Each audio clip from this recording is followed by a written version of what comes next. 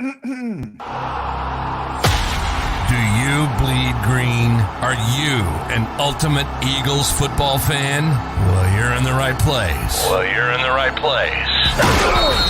Ready? This is Birds 365, hosted by the new Mac and Mac, Jody McDonald and John McMullen. Here we go.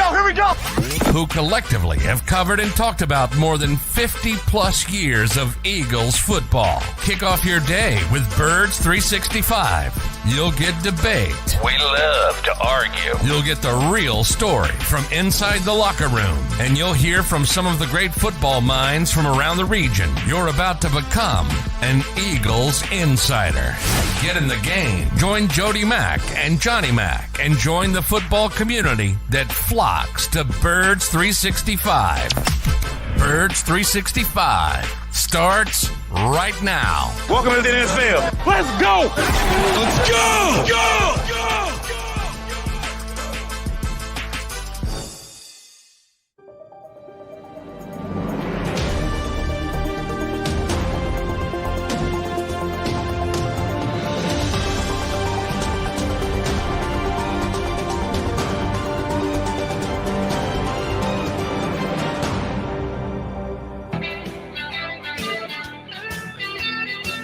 And a good morning, Birds fans. Appreciate you streaming in here on the JAKIB Media YouTube channel to Birds 365 with your Mac and Mac guys, John McMullen and Jody McDonald. Johnny Mac, to be or not to be the starting quarterback of the Philadelphia Eagles on Saturday in Dallas is the question.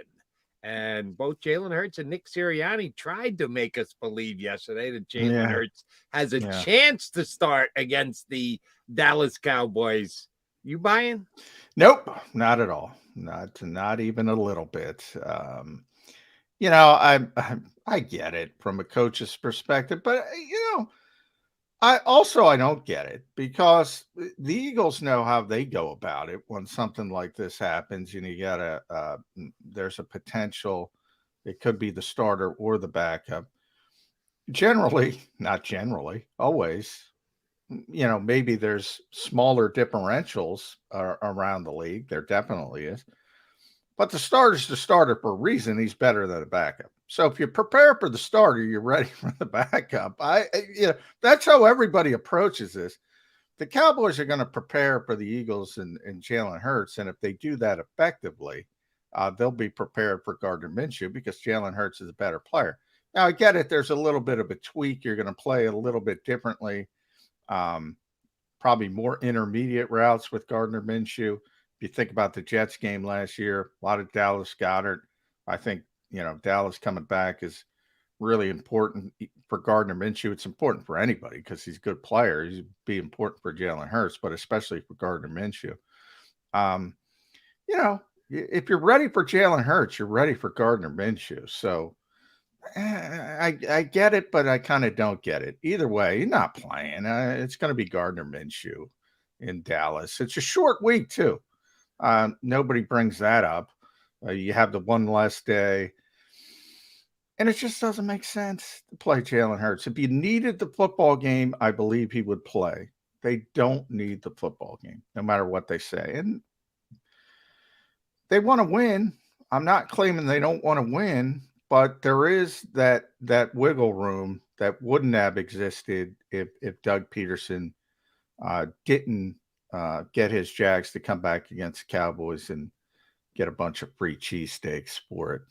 Yeah, that kind of tells you what the Eagles think, by the way, the free cheesesteaks. Right. If anybody saw it, they sent the Jags some thank you cheesesteaks. From a cheesesteak place down in Jacksonville, specifically ordered to be sent over to the Jaguars and their coaching staff. Dougie P did the Eagles a very big solid by beating the Cowboys last week. I'm not quite the same with the whole preparation by the Cowboys thing for you. I think Doug Peterson takes it way over the top. The whole, we can get a competitive edge by playing our cards close to the vest thing. Not just this week, but Doug Peterson's been doing that since the day he was hired as the Eagles head coach. You're talking about Doug or Nick? What'd I say? They Doug, both did it. Yeah, they right. both Nick's, do it. But I'm Nick talking does about it more. Yeah. Right. I was thinking Doug because he beat the Cowboys this week. No, I meant Nick Sirianni. Thanks for correcting me. Some people suggested that Nick started his entire Eagle coaching career by playing his cards close to the vest. Either that or he really didn't know if he had control of the roster or not. The first press conference we ever had, there was a question he asked. He was like, I don't know. Who controls that, Howie, you or me? So he's been playing his cards close to the vest ever since. I think he overplays his cards, but that's just me. I actually do think there's a difference between Jalen Hurts and Gardner Minshew.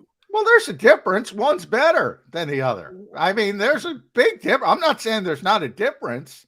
I'm saying if you they're gonna plug in Gardner Minshew, he's gonna run these same RPOs, that same amount of RPOs that Jalen. No, Hurts. They're going to certainly run less RPOs. And I then mentioned, how are they the same? There's a big difference between the two quarterbacks. Well, as he mentioned, I said, the intermediate game is going to be much bigger. Dallas Goedert's going to be much bigger part of it, but the offense is the same. They're not going to run as many zone reads, as many RPOs with Gardner Minshew. But again, he's a mobile guy.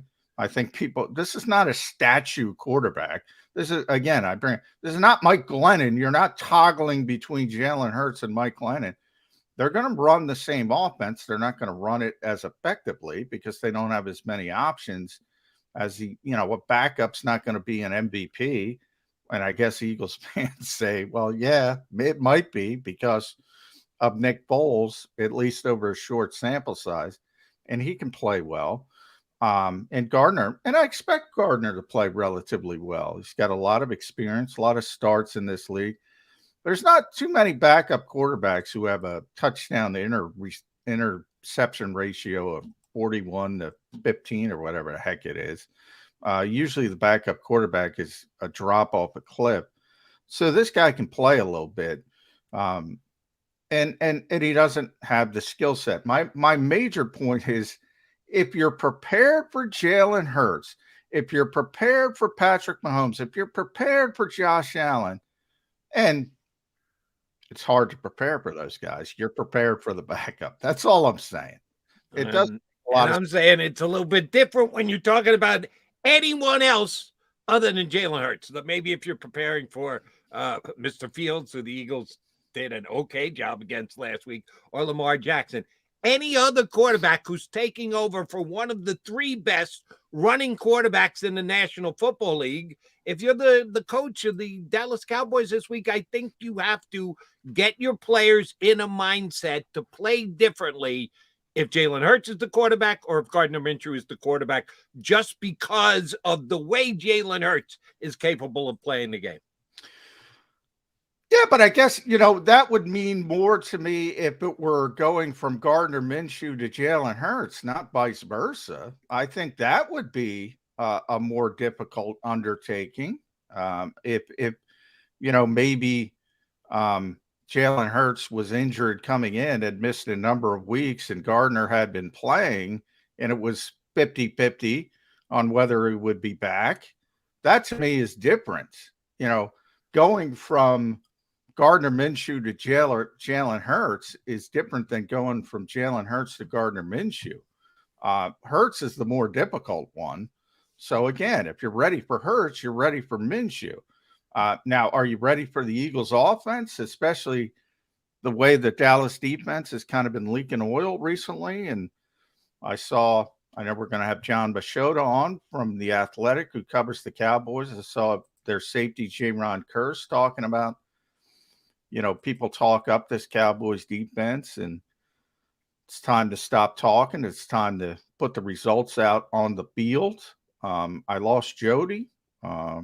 Xander, am I still on the air? It's kind of difficult to tell which is which. Xander?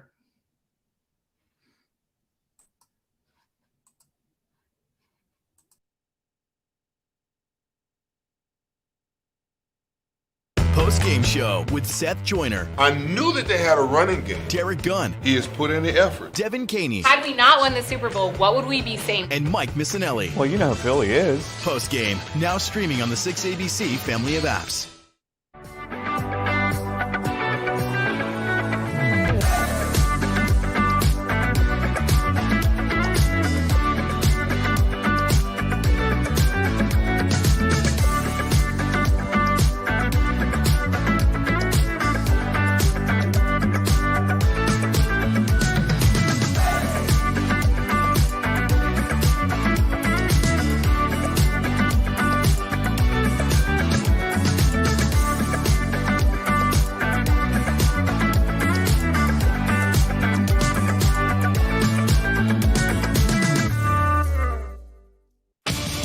The greatest fans on earth. It's a bold statement, but would you expect anything less from Philadelphia? 58 years of heartache creates a toughness, a grit, a resolve not found in most. Sure, our prayers were answered, but now that we've had a taste, we're looking for more. Pondley Hockey, official partner of the Philadelphia Eagles. Number 1, Jeff D'Ambrosio. Destination Downingtown is rolling back prices for a December to remember. For a limited time, you can own, not lease, brand new 2023 Jeep Wranglers for only $30,995 or $339 per month. New Rams starting at only $30,995 or new Ram 1500 Bighorn Crew Cabs $189 per month. Zero down can deliver. Get the price you want, the selection you need, and the VIP treatment you deserve. Jeff D'Ambrosio, Destination Downingtown, Big Finish Sales Event. Did you know taxes could be your biggest expense during retirement? Are most of your assets in tax-deferred accounts like IRAs and 401ks? Taxes are historically low today, but we're facing significant headwinds in the future. Do you have a plan? The Thrive Financial team has more than 100 years of experience helping people across the Delaware Valley with forward-looking tax planning. Learn how to shift your money from forever tax to no or low tax accounts. Get your Thrive Retirement Tax Playbook today. Go for the beers, go for the cheers, go for the hit and the hits, go for the scene, go for the screens, go for the gallery, go for the win, go to Ocean.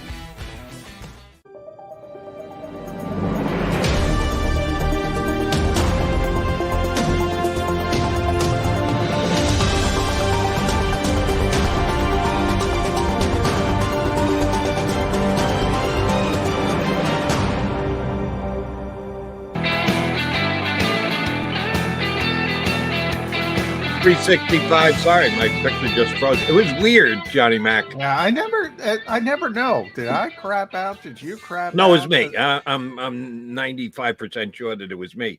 But usually when the video freezes, you're dead in the water. I saw that my face froze. I was trying to use my mouse on my computer, and it was going nowhere. But I could still hear you. I even commented my voice was still okay. I was verbally still part of Birds 365, but the video froze up. So dropped out. Got back on. We're ready to keep it rolling for you for the next 2+ hours. John mentioned John Machota from The Athletic, outstanding Cowboys beat reporter, is going to join us in the second hour of today's show. Mike Gill from Down the Shore 97.3, the Sports Pass, is going to jump in here in just a couple of minutes. Here's the question I have for you about Hurts yesterday. He said all the right things, definitely a chance. He's preparing to be ready, and this is what you have to do if you're the quarterback of the Philadelphia Eagles. He did what you expected Jalen Hurts to do, which is keep possibilities open. Nick Sirianni went down the road of this guy's not like you or I. Well, I know he's not like me. True. Yeah, I can't deadlift. I'm 30 plus years older than he is. If he's anything like me, shame on Jalen Hurts. So I didn't necessarily like the phraseology that the coach used, but I get what he said. That Jalen is a tremendous athlete, and he is a guy who heals pretty damn quickly.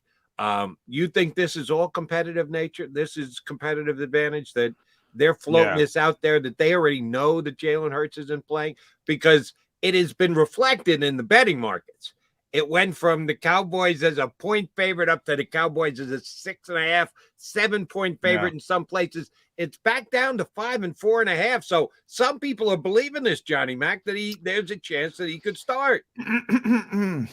Yeah, but I think at this stage, when you look at the betting markets, it's more about people betting. And you correct me if I'm wrong, Jody. When they moved the line, that was the key point to me. All right, somebody paid some money to get information early, which is not good for the NFL. But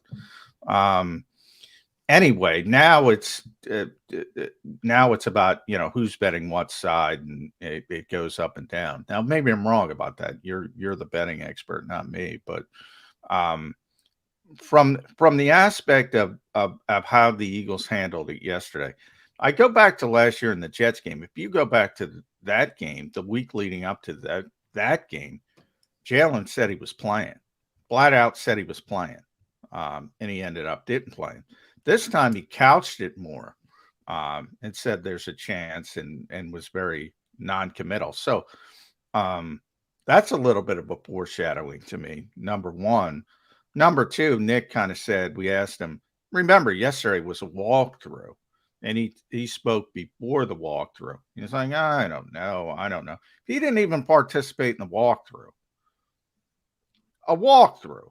So that's not a good sign. And, oh, by the way, neither did Gardner Minshew, because he was out of town going to Mike Leach's funeral. So Ian Book was leading the Eagles. Ian Book took every walkthrough rep yesterday. Yes.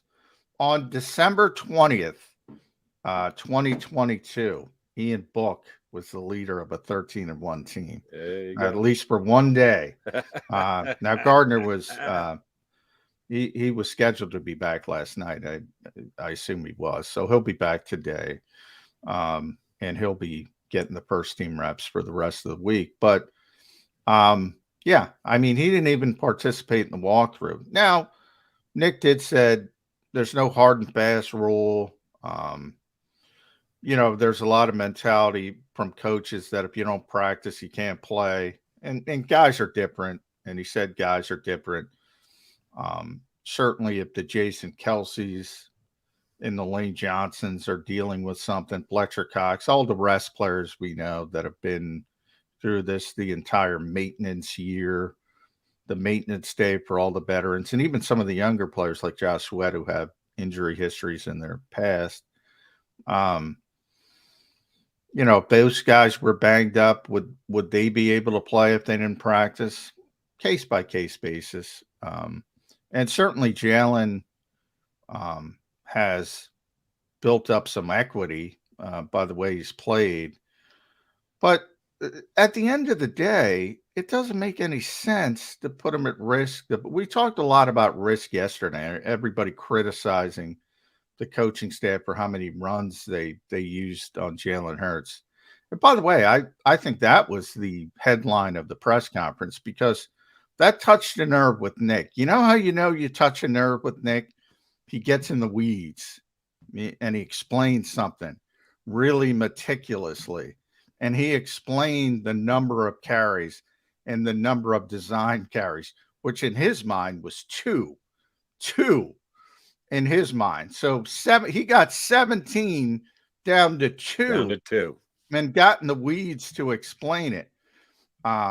So some of the criticism. Well, one of which was the touchdown run, the designed right up the middle 20-yard jaunt to get him in. What was the other one play that he considered a Jalen Hurts run? Well, I went through the game and I looked at the 17. They're when Jalen checked, he actually was 2 or 3, because he checked the 2 runs that were design runs, and there was another design run. So really, he said 2, but really it was 3. So then you had one of Nick's favorite phrases, Jody, is a wise man avoids all extremes. So this is an interesting debate for me, because I think both sides are so disingenuous. I don't know if it's on purpose. I don't think it's on purpose. But if you hear people say 17 carries is not enough, I mean, those people are ignoring the kneel downs and the quarterback sneaks, which we have decades of. That's not a dangerous play. Again, Except, did you remember this? I talked about on WIP last night. I said I couldn't even remember a quarterback. I can't remember. Patrick Mahomes, just 3 years ago, broke his kneecap on a quarterback sneak. Did he? Yeah. I assumed, and I always say, I assume somebody somewhere got hurt on a quarterback sneak. I don't remember. Pretty important one, Patrick Mahomes. But Jody, it's a football play. So evidently they've been playing football for a long time. So I'm sure there's been more than Patrick Mahomes actually. But when you do the percentage wise, it's not a dangerous play. Again, the disingenuousness of pointing out one outlier, even an outlier on a superstar, it's not a dangerous play. But it's not. No, any way you shake it, again, there's decades of injury data, and people say, hey, Patrick Mahomes in 2019, whatever year it was, all right, give me another one. Give me another one. You got to have more than one. All right, but now I think you're being a little disingenuous. How many quarterback sneaks are there in a game? In an NFL game, there are 70 plays from 80 plays from scrimmage. How many of them are quarterback sneaks? So to merit comparison to the other ones, you'd have to say, yeah, but they almost never run quarterback sneaks. So if you get hurt, Mahomes got hurt badly in just 3 years ago. How many quarterback sneaks were there percentage-wise and overall plays in the NFL? Well, if you want to say whatever, 2 a game, I don't know, but 2 a game over 50, 70 years, that's still a large sample size. And there's more than 2. There's never been more quarterback sneaks than there is in this game, because the modern game I'm talking about, because some teams have been, including the Eagles, have been so successful with it. And now they allow you to push the quarterback forward. They changed that rule. The number is definitely up this year with everyone allowing the quarterback to basically be lifted and carried until he gets a first down. And are we going to break, or are we going to bring Mike Gill up? Because we'll bring him in the discussion, because we have the early break. Xander, what are we going to do? We're going to add Mike Gill to the mix. Yeah. Our buddy from down the shore, 97.3, the Sports Bash, ESPN Radio, Mike Gill.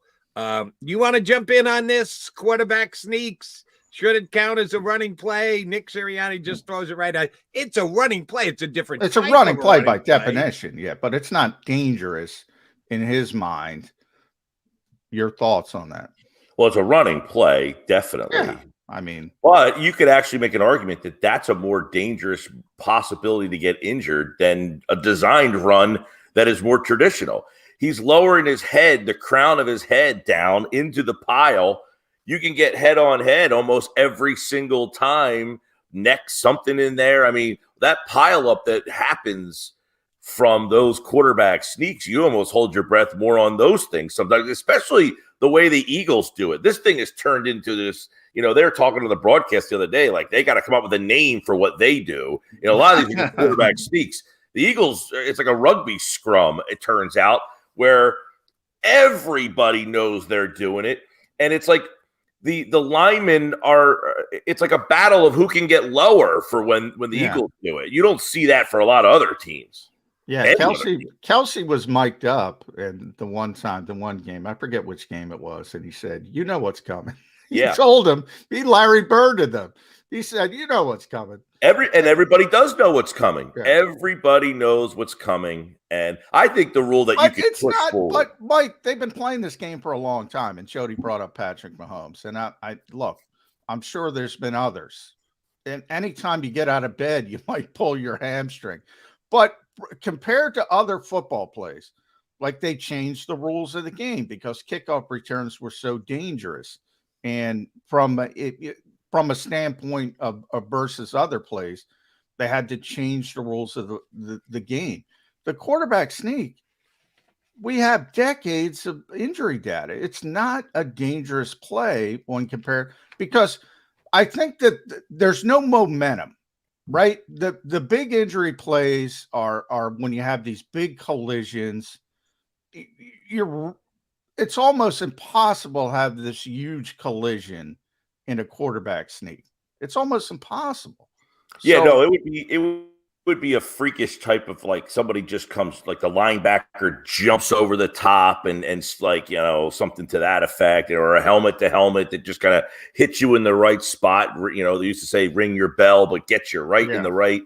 spot there, or you're just getting pushed and you're down on the bottom of one of those piles and something crazy happens down there. But I guess I'm getting in the weeds now. My larger point was about Nick explaining 17 carries down to 2 carries, 2 design runs for Jalen Hurts.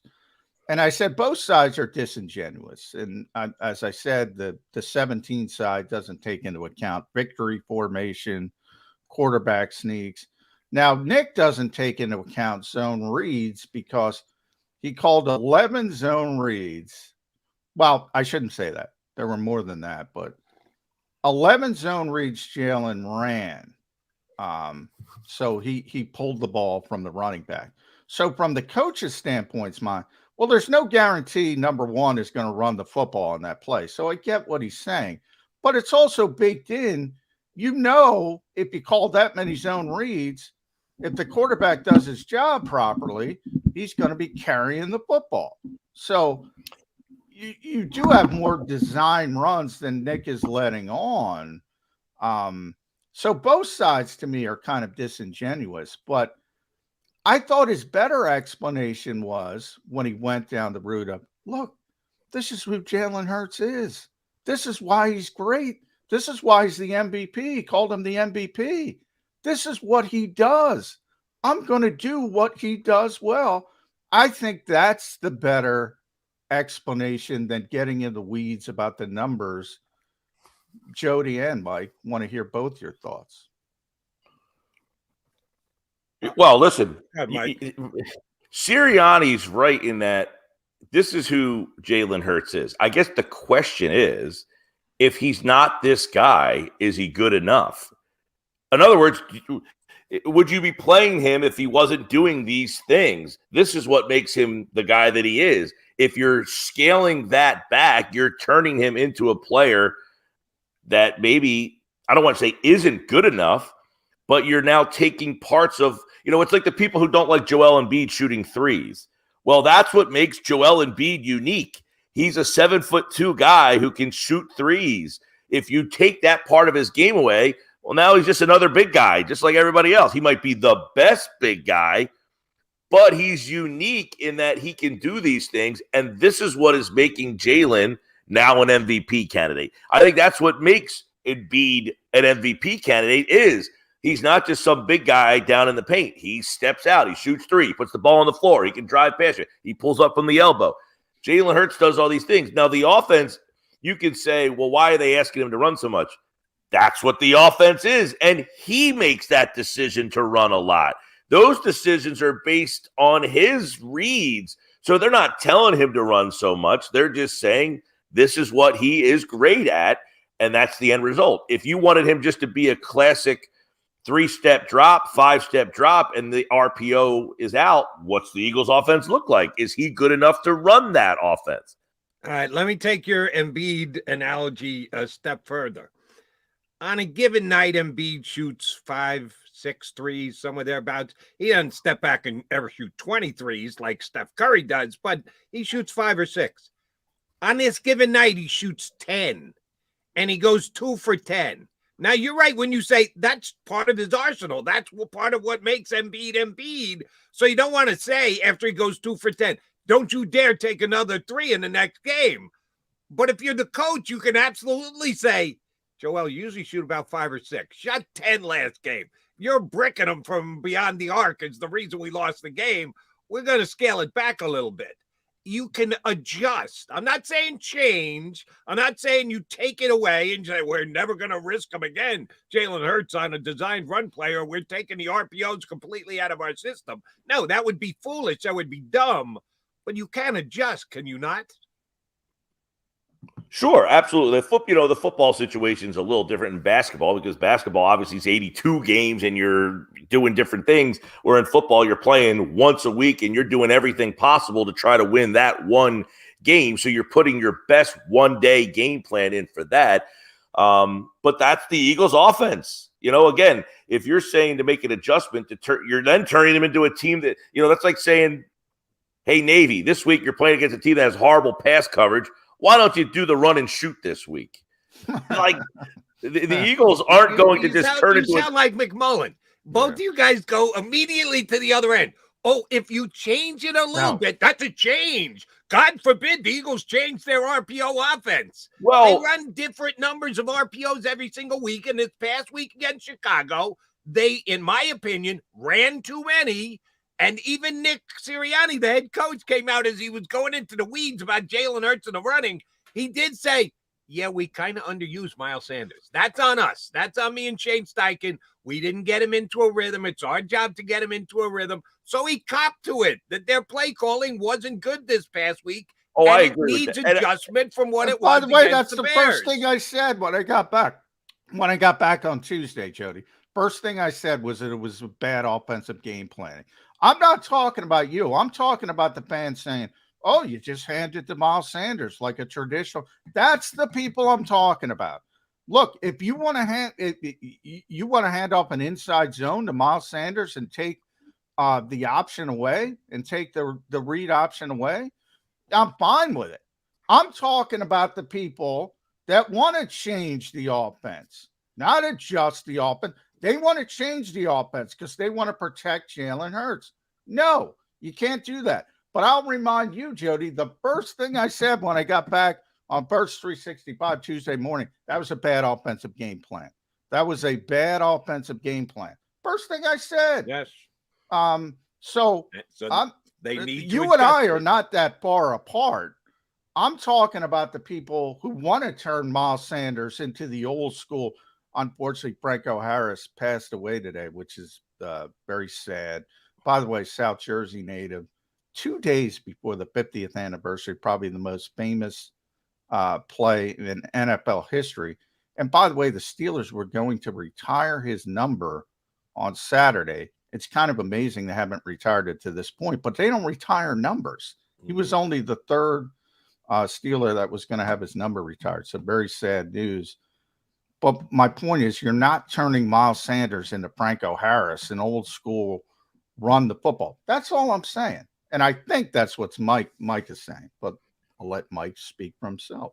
Well, yeah, and I think it was a byproduct. I agree as well. I didn't love the game plan. Now, it's funny because I guess Thursday, I was off a little bit last week. I'm actually off today, so my brain is not in work mode. But Clay Harbor was on with me, and the first thing he said was, the Bears have the worst defense, both run and pass. They can't rush the passer. They make no plays in the secondary. And everybody's screaming, why are you throwing the ball? Well, they have the worst pass rush in the league. That's why. Now, I don't think the Eagles were not executing because the Bears were doing. I think this was more that Jalen just did not throw the ball. That he was just a little off throughout the game. Which then the game got close, which then became the byproduct of we need Jalen to try to get us out of this mess a little bit here. And they leaned a little bit more on him to kind of get them out of the mess than maybe Miles Sanders, or because it seemed that he was not his most accurate in the first half of that game, really till the fourth quarter. He played well when he was hurt. Yeah, he did. The numbers are what the numbers are, but we all watched the game. They had a couple of guys in the secondary play pretty good football. Yeah, they did. Their numbers aren't great for the year, and there's no denying that. But yeah. Their two corners looked okay to me. Right. I know they gave up 300 yards to Smith and to Brown, but they also made some damn good plays. Well, it's kind of boomer bust for the Eagle passing game on Sunday. And Clay Harbor did mention he likes the young players, but that the pass rush is so bad that it makes them look bad at times, but that they do have some talent in the secondary, but their pass rush, and we saw that. I mean, Hurts, I said they could take a shot down the field every play. There was one-on-one coverage.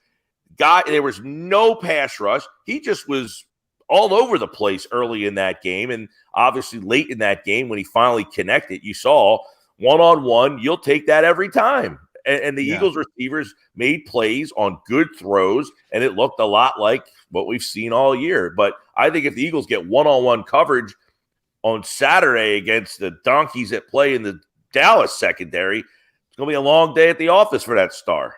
Yeah. And AJ had 181 career high.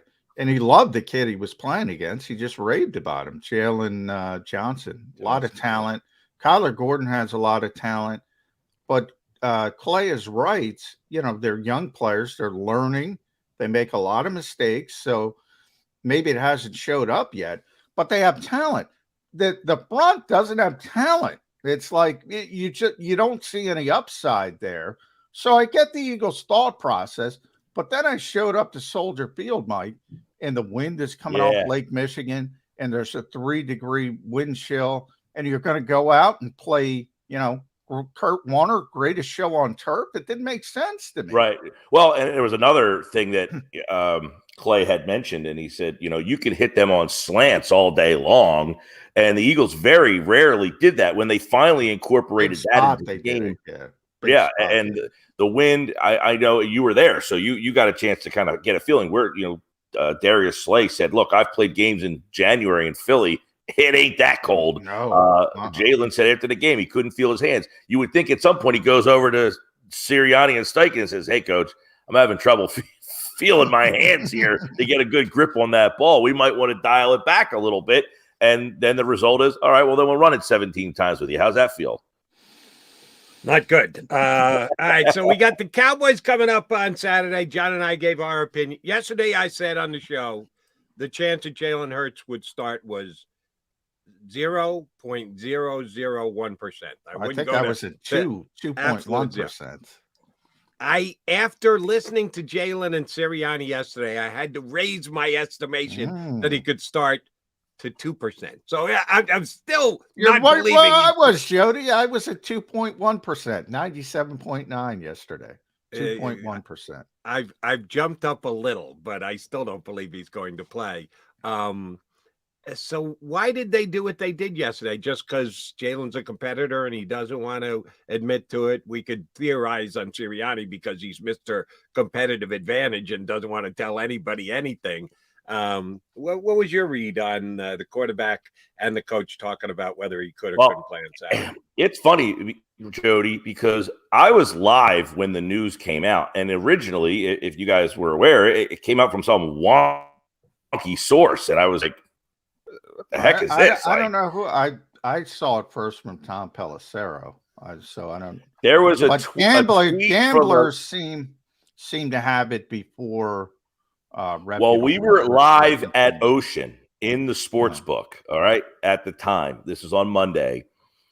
And I do the show on Mondays with a guy named Ryan Rothstein, who's into kind of the betting world. And he said, you know, the number is moved up to 3. And this is 2:30 in the afternoon, maybe around 3 o'clock.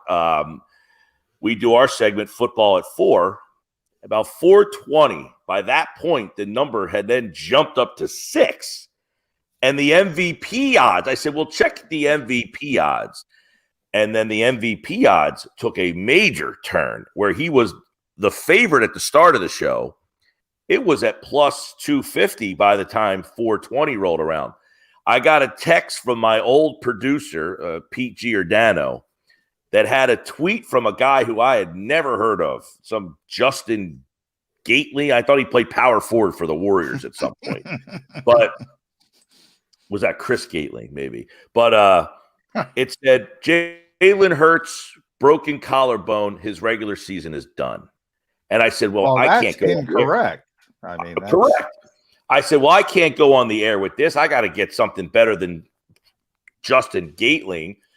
Well, I look up on the screen in Ocean Casino and I see Adam Schefter on television with breaking news. And at that point I knew, all right, at least it's something. And now it turned out it was a sprain. And then there was all this. You had one of the beat guys say it was non-throwing shoulder. Then the other guy said it was his throwing shoulder. Then the guy corrected himself and said, I was wrong. It is his throwing shoulder. Is it a sprain? So this is all sorts of verbal gymnastics to get to, Jody. I think if Jalen Hurts and the Eagles, if they needed this game, he probably would play. At this point, I think it's a lot of gamesmanship because the game has lost a lot of its luster. I'm sure he's trying to fight to get on the field. They're probably trying to hold him off. And in the end, I would imagine the coaches will win and you will see Gardner Minshew play. But if the Eagles had to win this game, I would imagine Jalen Hurts is on the field. But let me just quasi ask / correct you. The coaches win? Oh, no, I don't think the coaches win. I think the organization wins. By proxy. I don't think this is a Sirianni decision. I think this is an No, Eagles decision. well, it never is. I mean, he admits he's not a doctor. It shouldn't be a Sirianni decision. It's a medical decision, and yeah, that's a big part of it. But I don't think that's rare. Maybe it was rare back in the day when guys were forced to get on the field as much as possible, but I don't think it's rare today. It is Wednesday. Mike Gill is here. You know what that means. Tradition. Are you ready for breaking news, McMullen? Players of the either week are Hassan out. Reddick, AJ Brown, or both. 0. No Eagles player of the week. No Eagles. I thought Reddick had a real shot. Is it Cameron Dicker again? I thought Reddick had a real. Khalif Raymond, special teams player of the week. He had a punt return touchdown against Jody's Jets, so that's understandable. Now, offensive player of the week, it was Kirk Cousins. That's understandable too, because the largest comeback in NFL history. I think he threw for 460 yards. So that one was kind of obvious. Defensive, I thought Hassan was going to win it. Kayvon Thibodeau won it. Ooh, he had a big game for the Giants. Wow. He had a career high in tackles, 12. That's amazing for an edge player. Defensive edge, 12 tackles. Damn. Yeah. 3 tackles for loss, strip sack, and he had a touchdown, of course. So can't complain about that. No Cameron Dicker, huh? Dicker had another game-winning I haven't looked at the AFC. Let me look at the AFC. Yeah, he had a game-winning field goal, 43 yards to win that game for the Chargers. That guy's got 3 game winners now this year. Yeah. He's won the other 2 times. AFC was Josh Allen offense, Rashawn Jenkins of Jacksonville on defense, the big comeback against the Cowboys. Special teams, Tommy Townsend, the punter for the Chiefs, 4 punts, 2 inside the 20, blah, blah, blah. Not a big week on special teams, I guess. So they could have given it to Cameron Dicker, but Tommy Townsend of the Kansas City Chiefs. I've got a question for both you guys. Mr. Gill, I'm going to ask you to fire first. We're just talking about looking at the numbers and what the numbers say, and you can't deny the numbers, but sometimes you can go beyond the numbers. If you look at the Dallas Cowboys right now, what they've done all season long, you would say coming into the game, well, you got to run the football because the Cowboys are 25th in the NFL against the run. Against the pass, they're like number 3. Eagles are number 1. Cowboys are number 3. If you're going yards per game as the ranking tool that you're using to put them in an order. So it's 3rd best against 25th best for the Cowboys. Well, of course, then you got to try and run the football. But I've watched the Cowboys the last couple of weeks, and Trevor Lawrence just picked them apart this past week. It made Zay Jones look like a Hall of Famer with that defensive backfield of the Dallas Cowboys. So which is it for the Eagles going this week? Because Sirianni went to great lengths to tell us the play sheet this week was designed by where they thought they had the matchup advantage before the game started. And that's why they called the game the way that they did. Well, the matchups to me say you got to try and run the ball down the Cowboys' throats. But I also saw the Jaguars just pick them apart last week. So what do you think? If they're allowing the other team's strengths and or weaknesses to have a big effect on their play calling, they run it or they're passing it this week? Well, it's really a pick your poison. You could do whatever you want. I mean, last time they found Parsons and ran right at him, right? This week, you're most likely going to have Gardner Minshew, who, give Minshew some credit, he is an accurate thrower of the football. He doesn't have this Hauser arm out there, but he should be able to have, what has every team done? They have found the corner opposite of Diggs, and they have just gone after whoever has played over there the last couple of weeks. Jacksonville went after him all day long. And then Diggs, of course, no one's going after him as much, But the Eagles have enough firepower, talent that you can kind of lull him to sleep. And you know, if he's lulled to sleep enough, he's not disciplined enough, he'll go after an interception or a big play. And that's why he gives up big plays a lot of times. I mean, with Minshew, you do have the ability to throw the ball. That's not say this isn't Nate Peterman coming in the game here where it's like 5 interceptions central when you go to the backup quarterback. We all saw what Minshew did last year. You know, in Jacksonville, the guy threw 41 touchdowns to like 15 interceptions. I mean, he has a really good 12, yeah. Yeah, he's got a really good touchdown. He takes care of the ball. He's an accurate thrower. And I can see people, well, why isn't he the quarterback then? You know, he can run a little bit too, by the way. Yeah. And he's not like a statuesque guy. So I think the Eagles can throw the ball against this team this week if they want to. But you would think they would, you would think they would follow the game plan that they faced the last time against Dallas. But is Dallas going to say, all right, you did this against us last time?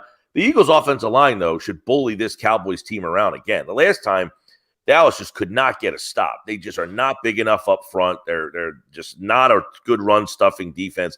The Eagles should be able to play this game safe, run the ball, and basically pick their spots of when they want to take shots down the field. So with Minshew back there, you and I don't know, do you guys see some play action with Minshew? Less RPO, but more traditional play action?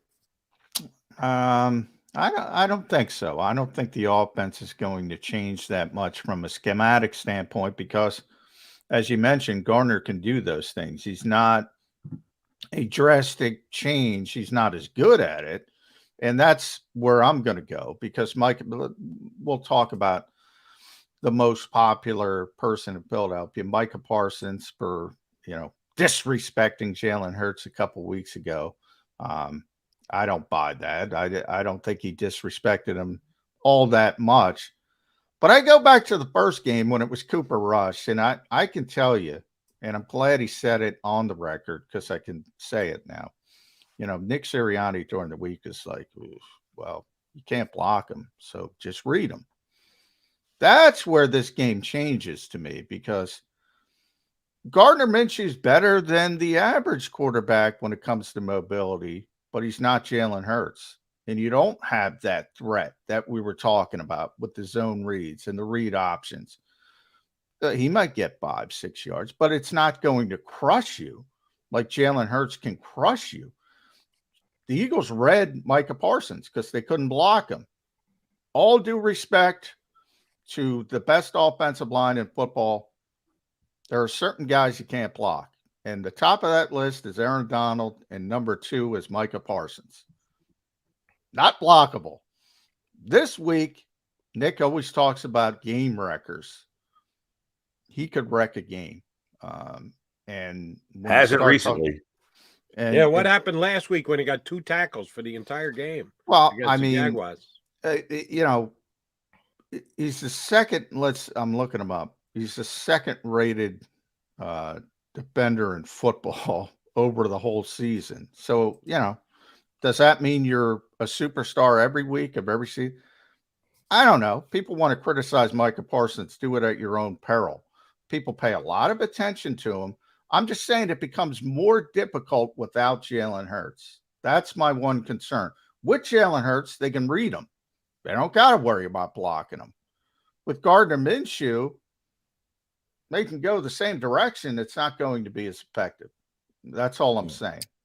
Yeah, and listen, I'm no Parsons hater by any stretch. I think he's probably the most game wrecker player in the league when they're rolling. But, their defense has not been good the last couple of weeks. I think they said the other day they've had 72 dropbacks. They have 1 sack in the last 72 dropbacks. This is a defense that one of the things that made them this scary defense is they get to the quarterback. They cause all sorts of havoc. That's not happening for them right now.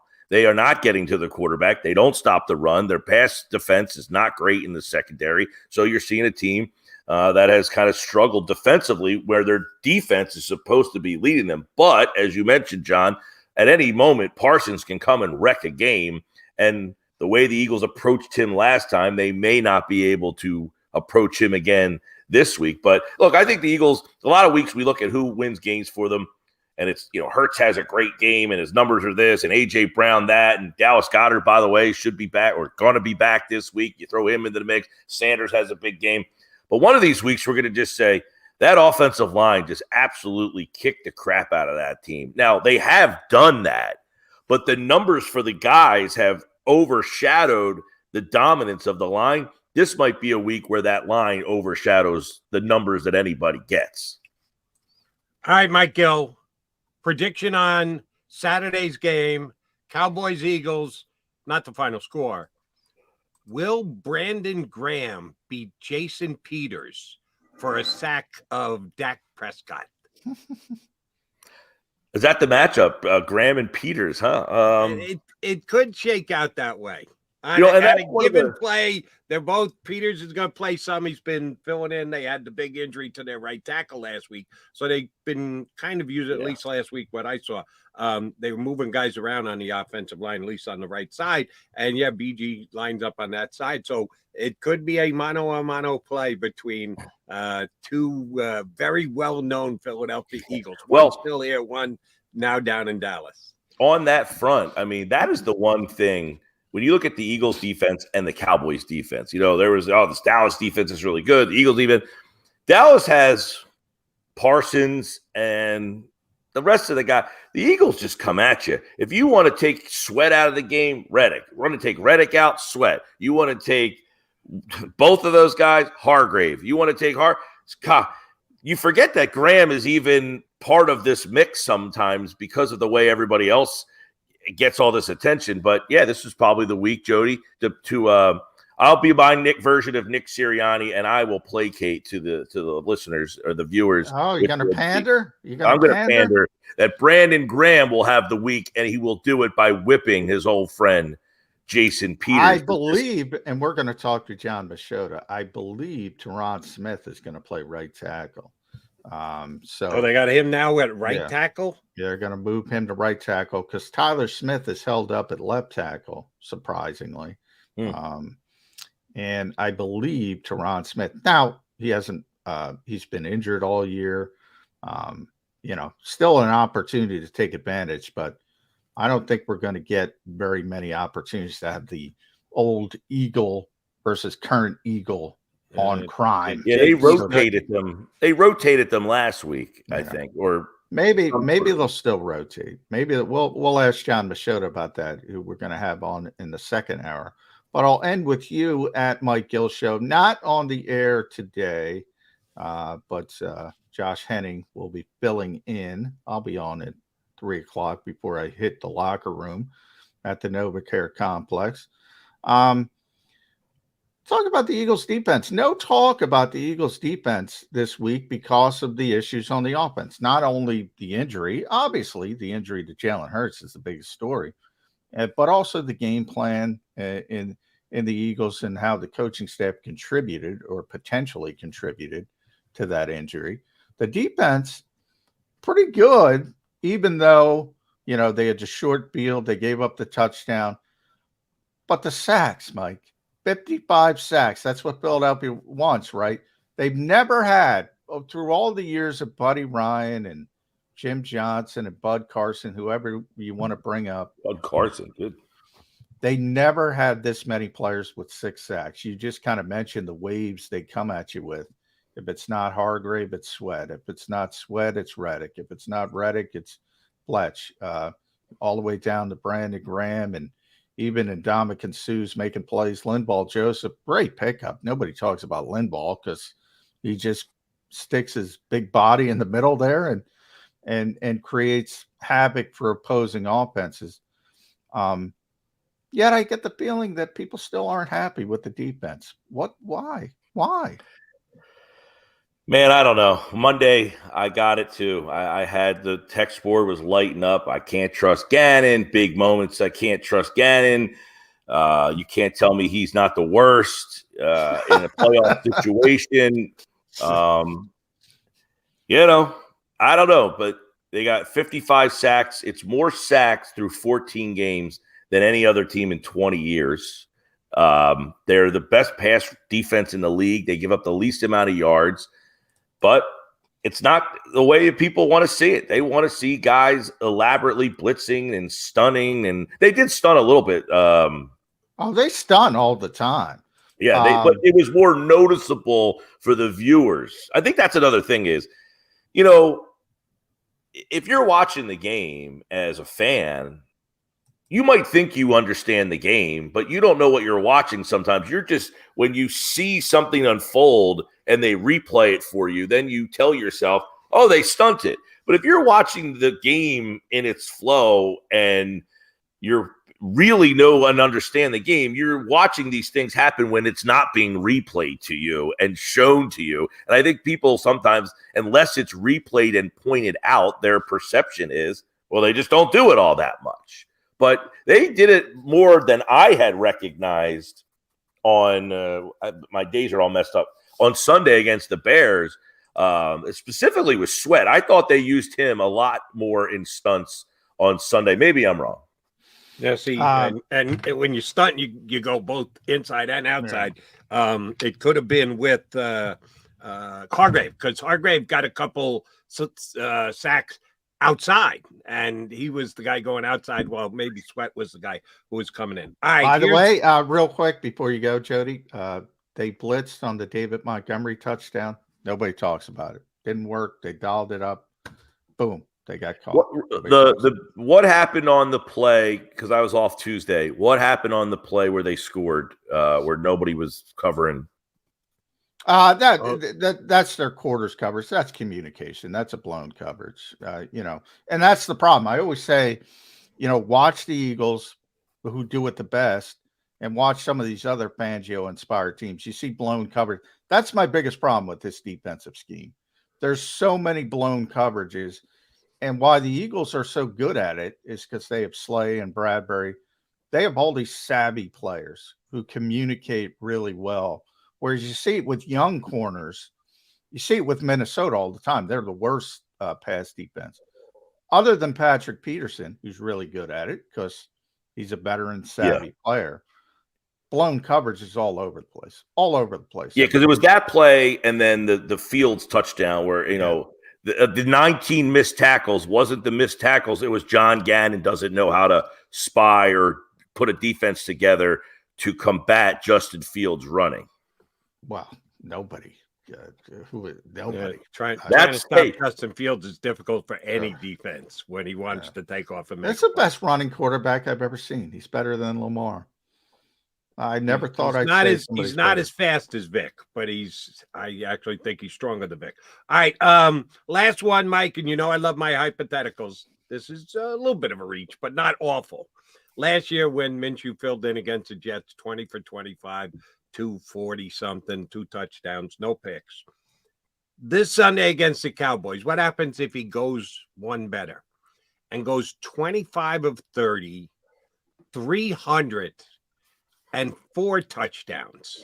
Just absolutely does what Trevor Lawrence did. Abuse the corner opposite of Trayvon Diggs, and be it Smith or be it Hurts or Goddard would be against the nickel guy in the slot. But they just pick the Cowboys apart. Minshew is phenomenal numbers-wise.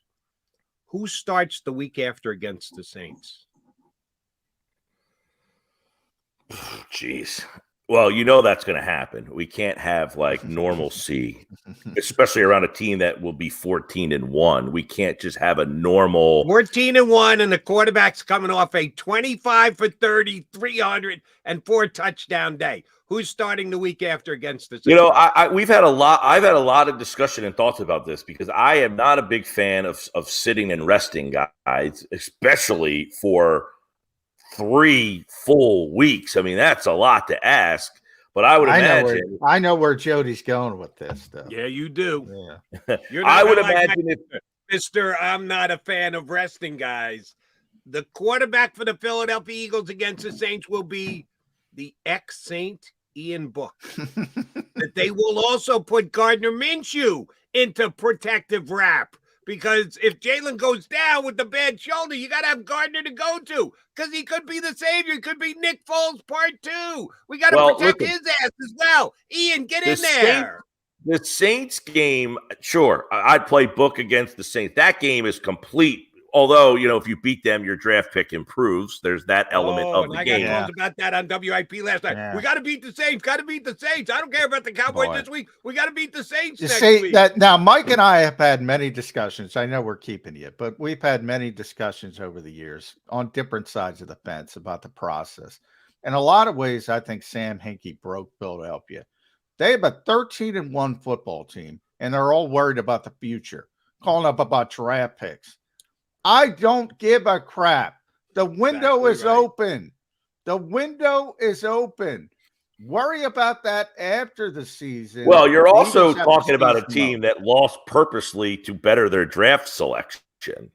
Yeah, but the mentality, I'm talking about the sentiment. I'm not comparing the Sixers versus. I'm talking about the sentiment of Philadelphia. Everybody's about the future, the future, the future, the future, the future. This team is 13-1. It's about the present. Get into the present. Yeah. Well, if they win the game Saturday and book, I'm okay with that. But then in the game against the Giants, do you sit everybody again and then you're on a bye the next week? You're telling me the guys aren't going to play meaningful snaps for 3 weeks? Then you're essentially saying it's like a preseason. You are missing an entire preseason worth of games, which you do in the preseason, but so is everybody else. In this instance, the teams that you will face, most likely Dallas. Now, Dallas, they're not getting out of the 5 spot. So do they sit their players and not play the rest of the way here? Because, Dallas, they will play the week before, though, against Tampa or Carolina or Atlanta or New Orleans. One of those 4 teams. But Dallas can't get out of the 5 spot either. They are locked into that spot for all intents and purposes. So there's going to be a lot of weirdness going on how these 2 teams, because they have it in the back of their mind. This game on Saturday means bupkis. We play again in 4 weeks. How are we both going to get to that point? In what manner will we both get to that game? All right, Gil, since you're off today, you getting the metal finder out and going out on the beach and trying to make a couple of shekels? I did that yesterday. It was cold, man. It was cold down here yesterday. No, I got one more run to the stores for Christmas, and then I'm going to hit some happy hours, man. I never get to hit happy hour. Very nice. There we go. Nice. And enjoy yourself. I'm back on the air tomorrow and Friday, and then I'm off the rest of the year. Happy hours are when you hop on with us. Buddy, appreciate it greatly. Enjoy the game on Sunday. We'll talk to you again next week. On Saturday, excuse me. Saturday. Enjoy. All right, everybody. See you. Thanks, Mike. Happy holidays to Mike Gill here with us on Birds 365. All right. Ran a little late. Quickie timeout. Come back. Put a couple more things into the mix. Then, as we've mentioned a couple times, John Machota, who's been on with us before to talk Cowboys, does a great job. Cowboys beat guy for The Athletic. He's going to join us coming up in about 15 minutes here on Birds 365. Post-game show with Seth Joyner. I knew that they had a running game. Derek Gunn. He has put in the effort. Devin Caney. Had we not won the Super Bowl, what would we be saying? And Mike Missinelli. Well, you know who Philly is. Post-game, now streaming on the 6ABC family of apps.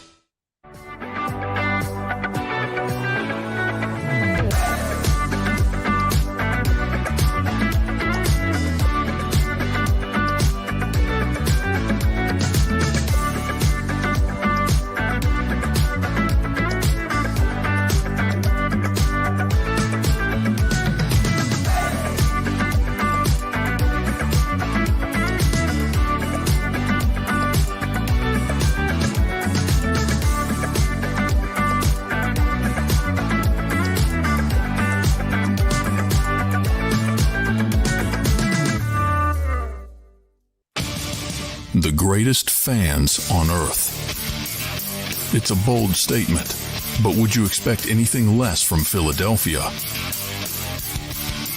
58 years of heartache creates a toughness, a grit, a resolve not found in most.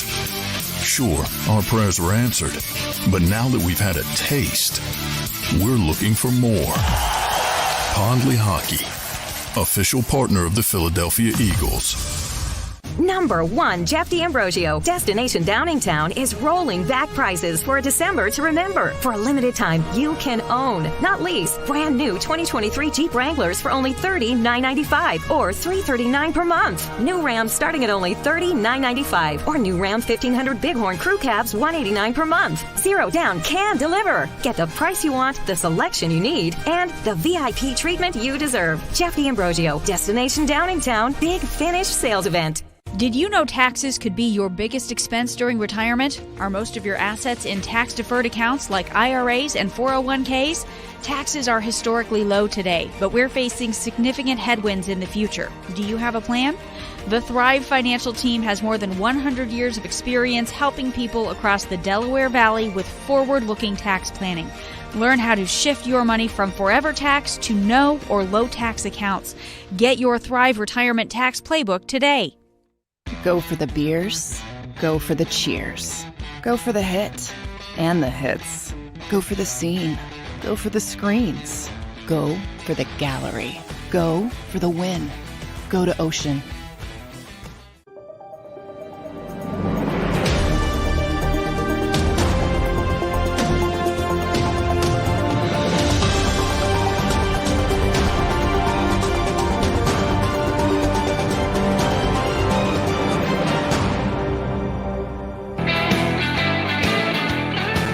Got your Mac guys here on Birds 365. Jody McDonald along with my partner, John McMullen.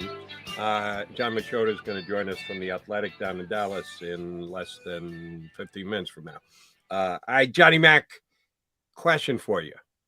What Philadelphia Eagle has had the wildest last month? What Philadelphia Eagles had the wildest last month? What do you mean? On the field? Off the field? What are we talking about? On the field. What Philadelphia Eagle has had the wildest last month? It's kind of a trick question. It is and it isn't, but I'll cut to the chase and give it to you because they're too good. Then nobody's kind of unfair. I'll give you one. All right. Reed Blankenship. All right. Because a month ago, his job was stay in your damn lane on special teams, Reed. We're not great on special teams. We need you to get down there and make tackles. He went from that to being forced in because Chauncey Gardner-Johnson gets hurt. He jumps up over, at least the coaches knew, and maybe Reed knew, but I didn't know. I don't know if John McMullen knew or not, that he was ahead of a more highly drafted player in the depth chart of safeties. He gets in, he makes some plays, he opens some eyes. Oh, yeah, he played great, actually. Yeah. Exactly, except for the one play where he took a bad angle on Watson and the kid went off to the races 60-some-odd yards in the Packer Eagle game. Other than that, he was playing really well. Then he gets hurt, and we start talking about, oh, my God, how are they going to live without Reed Blankenship?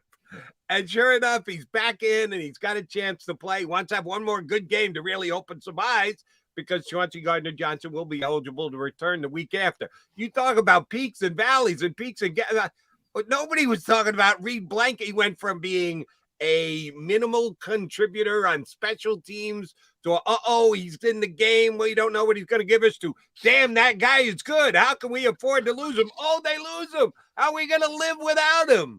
So now the position they're in this week, I'd say that he's had the wildest month. Would you not? Well, you never expect an undrafted guy to come in and play well. A lot of times you don't even expect him to play. And that's, and I'm guilty of it. A lot of people are guilty of it. They never get off that tag, undrafted. And look, these guys miss. TJ Edwards, best example of that. TJ Edwards is one of the best linebackers in the NFL. Not on the Eagle, in the NFL. They missed because he had a bad day running. Think about that, Jody. You wake up one day and you have a bad day, and that's it. People label you for the rest of your life. They do that too often in the NFL. Throw out the film. I always bring up TJ because he was a great linebacker at Wisconsin. He was second in the Butkus voting to Roquan Smith. He was great college player, but he ran a 4.87. They said, he can't play in the NFL. It's dumb. In Reed Blankenship's case, I won't say it's similar because he played at Middle Tennessee State, but Kevin Byard came from there, who's a very good safety, all-pro safety for Tennessee. Started 5 years there, was a very good player. Granted, not Alabama, never mind Wisconsin. So I'm not saying it was obvious, but he can play, and DK McDonald and Denard Wilson deserve a lot of credit for behind the scenes in practice and saying, okay, this kid's better than Kayvon Wallace. Let's go to him. They deserve a lot of credit. Jonathan Gannon gave them the credit. Denard's the secondary coach. DK's his assistant. And it's a meritocracy, and credit to them. And he played well. And as you mentioned, he got hurt.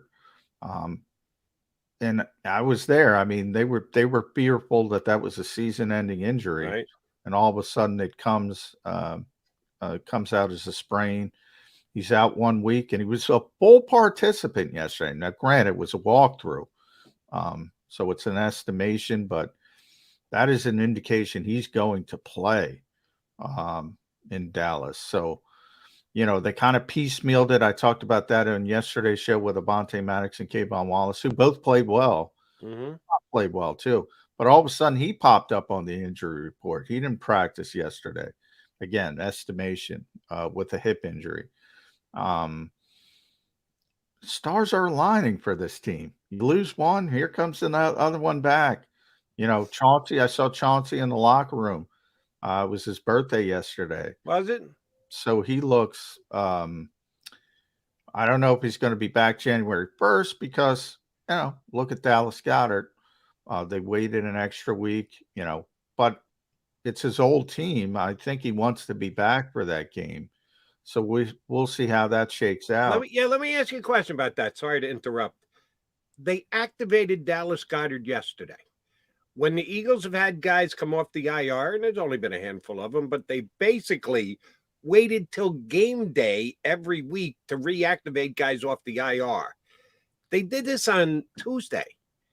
Well, Saturday before the game. Right, whenever the date is. They wait until the last possible hour that you can put in reinstatement. 4 o'clock Saturday. So why days in advance for this one? Because he was ready to go Saturday, and they didn't play him. Maybe because of the weather. I think because of the opponents. He was ready to go. And we were all waiting there at 4 o'clock because they do it.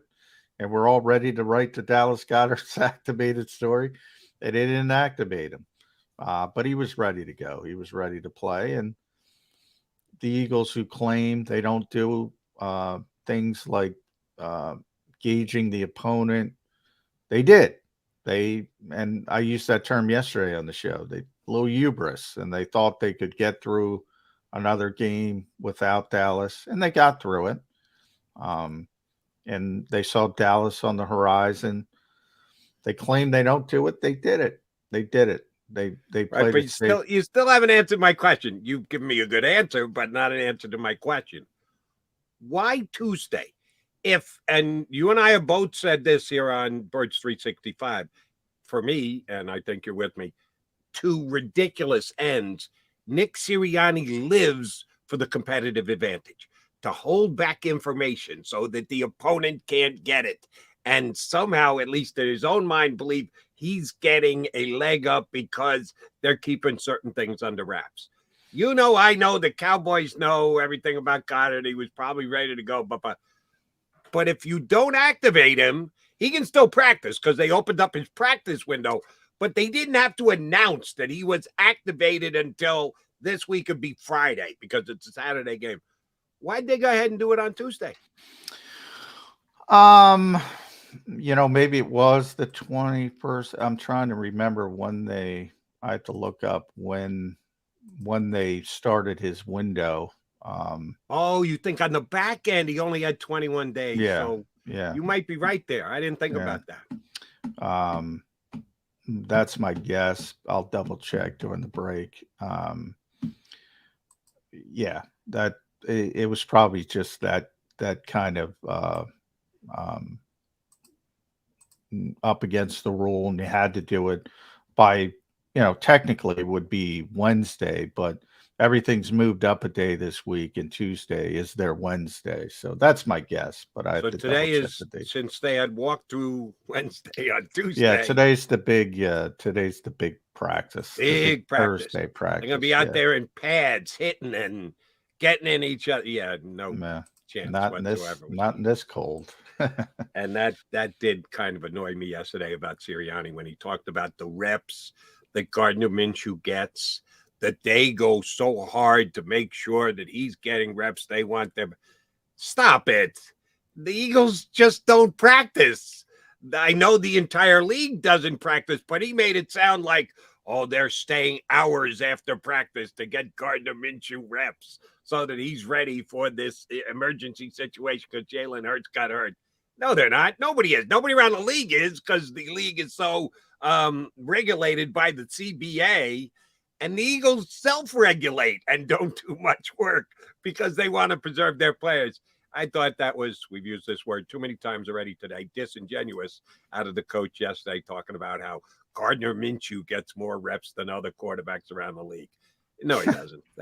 Just stop it. You can't bring that weak stuff to Eagles Nation. Yeah, that's the theme. Disingenuous today. That's the theme. There has been some disingenuous things said in the last 48 hours. We try not to be disingenuous. McMullen and McDonald here at Young Birds 365.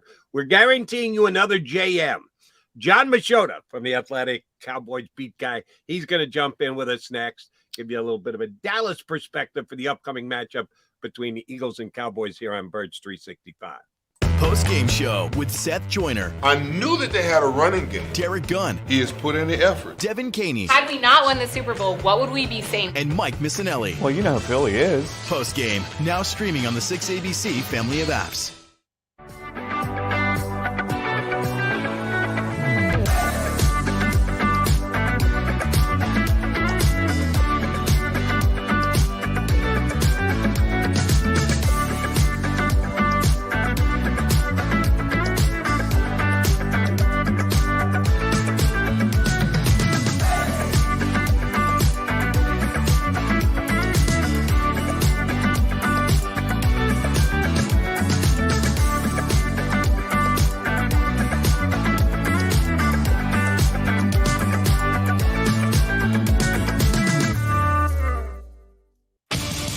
The greatest fans on earth. It's a bold statement, but would you expect anything less from Philadelphia? 58 years of heartache creates a toughness, a grit, a resolve not found in most. Sure, our prayers were answered, but now that we've had a taste, we're looking for more. Pondley Hockey, official partner of the Philadelphia Eagles. Number 1, Jeff D'Ambrosio. Destination Downingtown is rolling back prices for a December to remember. For a limited time, you can own, not lease, brand new 2023 Jeep Wranglers for only $30,995 or $339 per month. New Rams starting at only $30,995 or new Ram 1500 Bighorn Crew Cabs $189 per month. Zero down can deliver. Get the price you want, the selection you need, and the VIP treatment you deserve. Jeff D'Ambrosio, Destination Downingtown, Big Finish Sales Event. Did you know taxes could be your biggest expense during retirement? Are most of your assets in tax-deferred accounts like IRAs and 401ks? Taxes are historically low today, but we're facing significant headwinds in the future. Do you have a plan? The Thrive Financial team has more than 100 years of experience helping people across the Delaware Valley with forward-looking tax planning. Learn how to shift your money from forever tax to no or low tax accounts. Get your Thrive Retirement Tax Playbook today. Go for the beers, go for the cheers, go for the hit and the hits, go for the scene, go for the screens, go for the gallery, go for the win, go to Ocean.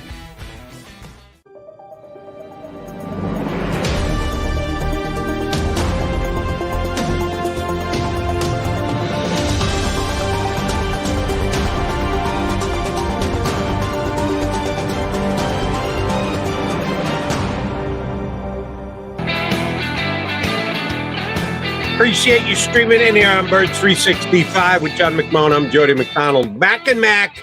He's not a Mac, but he's a JM, and that's one of the reasons why we like him. That he knows what the hell he's talking about when it comes to the Cowboys. John Machota from The Athletic jumping in board with us here on Birds 365. James, first thing first, have a happy holiday. Know you'll enjoy the game on Sunday. McMullen will say hi to you in the press box when he gets down there for the weekend. No, I'm not going. I'm not You're going out. Christmas Eve. Yeah, and I'm very disappointed from the spread standpoint. John knows. Jerry's got the best spread in the business. But, yeah, because it's Christmas Eve, we've been we're doing it remote, Jody. Okay. We're doing the pregame, the halftime, the postgame show remote. So I'm not going to see John, and I'm disappointed by that. Are you gonna? So, and John, we invite you on the show, and then I got to talk to my partner. Are you just going to sit in front of your Oceans casino backdrop, or exactly? So you're not even going down to Oceans. You're going to be broadcasting live from the Ocean home studio, baby, over your shoulder. All right, good. Christmas I did not know so that. at least the wife won't be angry at. She'll be angry at me for other reasons, but not for being in Dallas on Christmas Eve. JM, here's where I want to start with you. I just asked our previous hour guest. You would know better. If you look at the NFL stats on whatever page you check, NFL.com, ESPN, Cowboys versus the run, Cowboys versus the pass. They're one of the best teams against the pass in the National Football League, yards per game. Eagles are first, Cowboys are third. Eagles against the run, like 8th or 9th. Cowboys against the run, 25th. They're like one of the worst teams defending the run this year. Yet I watched their last 2 games, and I watched the lowly Texans pass the ball all over the lot against them. And then Trevor Lawrence tearing them apart this past week. What's happened to the Cowboys' pass defense? Well, first, I just want to say, John, that's such a smart move on your part not to come down here for this game. I literally just read a story about how that's going to be the busiest day. Friday will be the busiest day at the Dallas-Fort Worth airport. And so to be avoiding that, like when this schedule came out, it's the first thing I looked at. I was like, man, the Eagles Riders got to fly up here like the day before, or 2 days before Christmas, and then fly back on Christmas. I mean, I get it if the game had a little bit more meaning, I guess, and it's really lost some of that with the way the Cowboys have played. But yeah, I think you're doing the smart thing by not making that trip. But no, I would say this.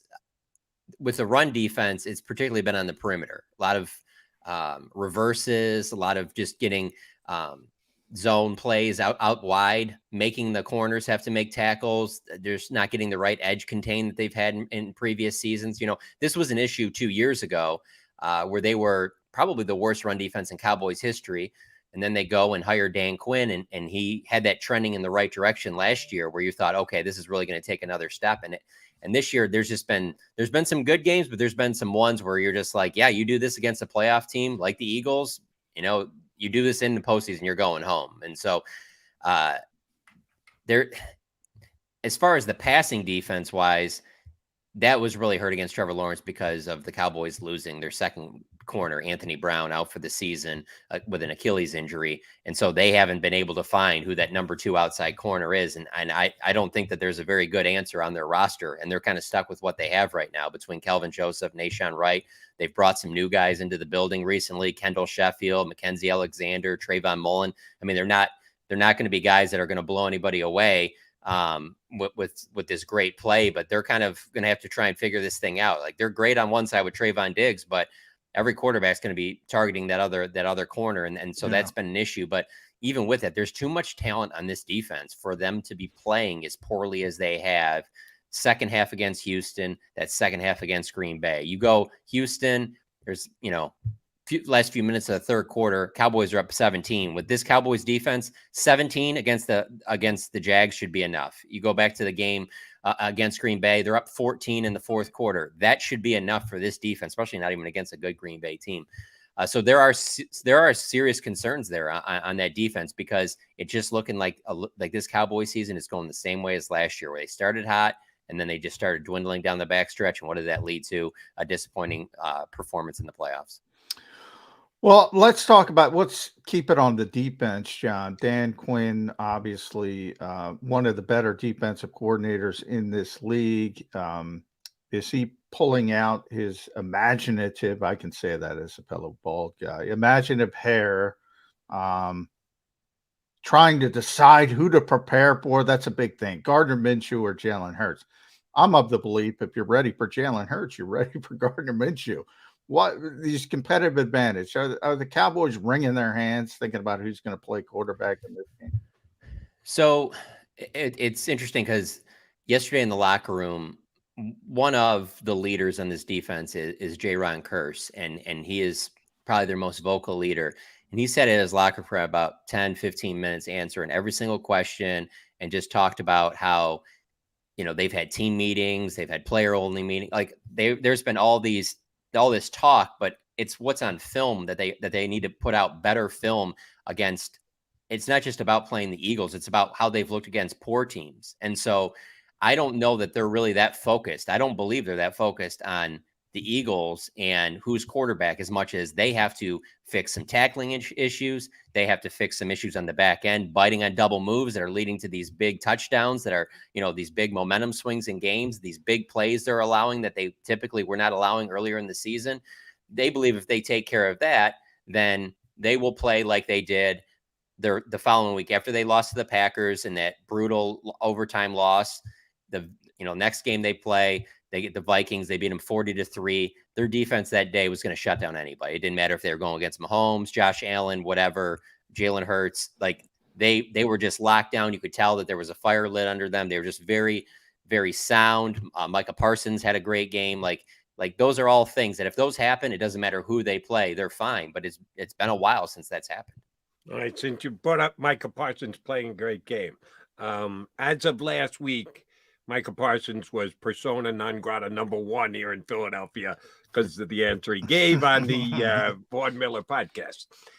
And so he talked the talk, and John and I were two of the very few who actually thought it wasn't as bad as people were making it out to be. He was actually praising the rest of the Eagles, not denigrating the MVP candidate, Jalen Hurts. But it got him in a lot of trouble here in Philadelphia, at least with the Philadelphia fan base. When you do something like that, and to his credit, he came back out the next day and tried to explain a little bit and walk it back a little bit, but not all that much. After you do something like that, don't you need to come out and walk the walk after you talk the talk? And he had a 2-tackle. One of them was a sack, the only Cowboy sack this past week, but he had a 2-tackle game. What happened to Micah Parsons' game last week against the Jaguars? I think one of the things that's happening with Micah is the wear and tear of an NFL season, playing mostly on the defensive line, is starting to catch up with him. Not many major injuries, but little things that coupled with the fact that, let's be honest, every time the Cowboys play a game, the offense is sending multiple guys over to Micah Parsons. The game plan is very clear that you guys might beat us, but you guys are not going to do it with Micah Parsons getting 3-4 sacks and just wrecking this game. I talk about that Minnesota game if they play Green Bay.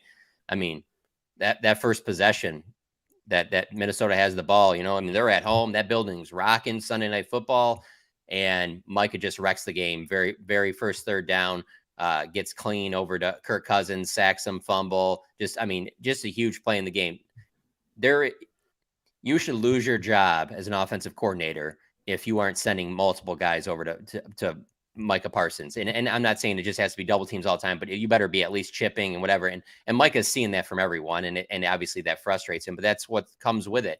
And so it makes me think a little bit of, that Rams defense that won the Super Bowl last year. Yeah, you can do that to Aaron Donald, but then Von Miller is going to make you pay for doing that. The Cowboys have to have somebody else to make them pay for all that attention that's going to Micah Parsons. And they just really haven't had that the last couple of weeks. 1 sack in the last 2 games for the Dallas Cowboys. This was a team that came in 2 weeks ago to that Texans game, averaging 4 sacks a game, and they've only had 1 in the last 2 games. One is Micah Parsons, and he could probably do more, but he needs more help around him. Some of these guys got to take advantage of these situations and get to the quarterback. Now, Philadelphia, they run their quarterback a lot more, especially when they've had Hurts out there. Trevor Lawrence did a great job of getting the ball out quick. There wasn't a lot of, sitting back there. Tom Brady obviously does the best at that. So those are ways to beat them. But there still has to be enough plays out there that you make here and there that, I mean, Dorrance Armstrong has had a very good year as one of their reserve defensive ends, and he had a chance to get home on Trevor Lawrence, would have ended that game in the fourth quarter, and Trevor Lawrence slips out. I mean, those are plays that you just absolutely have to have at this level, and there haven't been enough of those from guys outside of number 11. Yeah, John, the first time the Eagles played the Cowboys, Nick Sirianni was pretty honest about Micah Parsons and said, if you can't block him, read him with the quarterback and zone reads, and sort of Jalen Hurts puts you in that position. But Gardner Minshew is likely to start, so it's not going to be as effective to just read Micah Parsons. So maybe you do have to put more people It's interesting to me from the Cowboys. They're still number 1 in the NFL when it comes to pressure percentage. So I talked to Jonathan Gannon a lot. You know, he's of the belief in the Eagles lead the NFL with 55 sacks. You know, they played Justin Fields, Daniel Jones, Ryan Tannehill recently. Quarterbacks who allow you to sack, not allow you, but they'll hold on to the football. So you have an opportunity to get those sacks. Are the Cowboys still getting that same type of pressure and the sacks aren't just coming, or has the pressure rate been down as well? Yeah, they haven't been getting as much pressure. There's still enough there to maybe not get 4 sacks a game, but they should have had a couple in each of these last 2 games. And that, there's just a trickle down to that. When they're not getting that, then you're not getting that same play on the back end. Next thing you know, guys are, getting out of their gaps, not doing their job. The run game's going off. And there's too much of that recently for a defense that should be, one of, if not the best in the NFL in terms of the talent that they have on the field. So I don't see as much pressure as they've gotten earlier. I haven't looked at the stats and, the Pro Football Focus and things like that on what the exact percentages, but just watching the games these last 2 weeks, no, they certainly haven't. Now, like I said, Lawrence got the ball out quick, and Houston did a good job with kind of a college offense by rotating in Davis Mills and Jeff Driscoll. Yeah. I mean, you just don't see it very much at the NFL level. Yeah. That clearly kept them, off balance there, and that was effective and helped them really. I mean, credit to Lovie Smith and the Texans for, that was a great game plan. It took it down to the end. They almost won the game. So I don't know if you're going to see necessarily that same thing when you play some of these better teams, like Philadelphia. But there's no question that it's not just us seeing it and going, what's wrong with this defense? The players in the locker room know that what they've been putting out there lately is not up to the standard of what they should be playing at. All right. Confirm or deny this rumor that this week Michael Gallup's picture was seen on the back of milk cartons in Dallas because he just flat out disappeared against Jacksonville last week. 2 targets, 1 catch for 2 yards. He was supposed to be the guy who was going to allow the Cowboys to let Amari Cooper walk to Cleveland this year and get traded for next to nothing. Excuse me. I want to correctly describe the transaction. What's happened to Michael Gallup? And this isn't just this game. This has happened a couple times this year where there's been games where he only gets a couple targets and doesn't even make a grab. And you're sitting there thinking, well, this was supposed to be, your clear number 2. You let Amari Cooper go. The thing that factors into this is still that he had that significant knee injury at the end of the regular season last year. It caused him to miss the first few games of this season.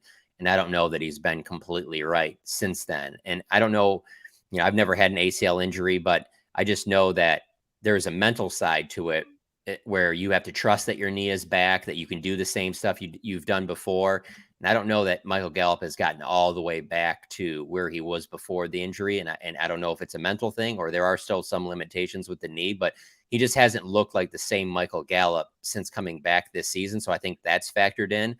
And then the other side of it is that, Dak Prescott has been comfortable throwing to guys that aren't his number 1 and number 2 wide receivers. Now, obviously, threw to CeeDee Lamb a lot last week, but he threw a ton to Noah Brown, a guy that, came into this season we thought would maybe be like their 4th receiver. He's clearly been their 3 in some games. They've been their 2. And then he has the costly, drop tip pass in overtime that ends up leading to the pick 6 that ends the game. So, Noah Brown, I think, is a solid, 3 or 4 receiver. I don't think that he should be your number 2. That's why, I don't know that Michael Gallup is going to get back to this season where you see him get a 100-yard game and a couple touchdowns. I think that I think that he's been a solid 3. I don't know that he's played like a 2 this year. So I think that's why they're kind of hoping that this week, I think you'll see T.Y. Hilton. I think they'll work him more into the offense, and maybe him and Gallup are kind of like a 2A, 2B, and 2C is Noah Brown. They really don't have like that, like they've had in previous years where you're just clearly,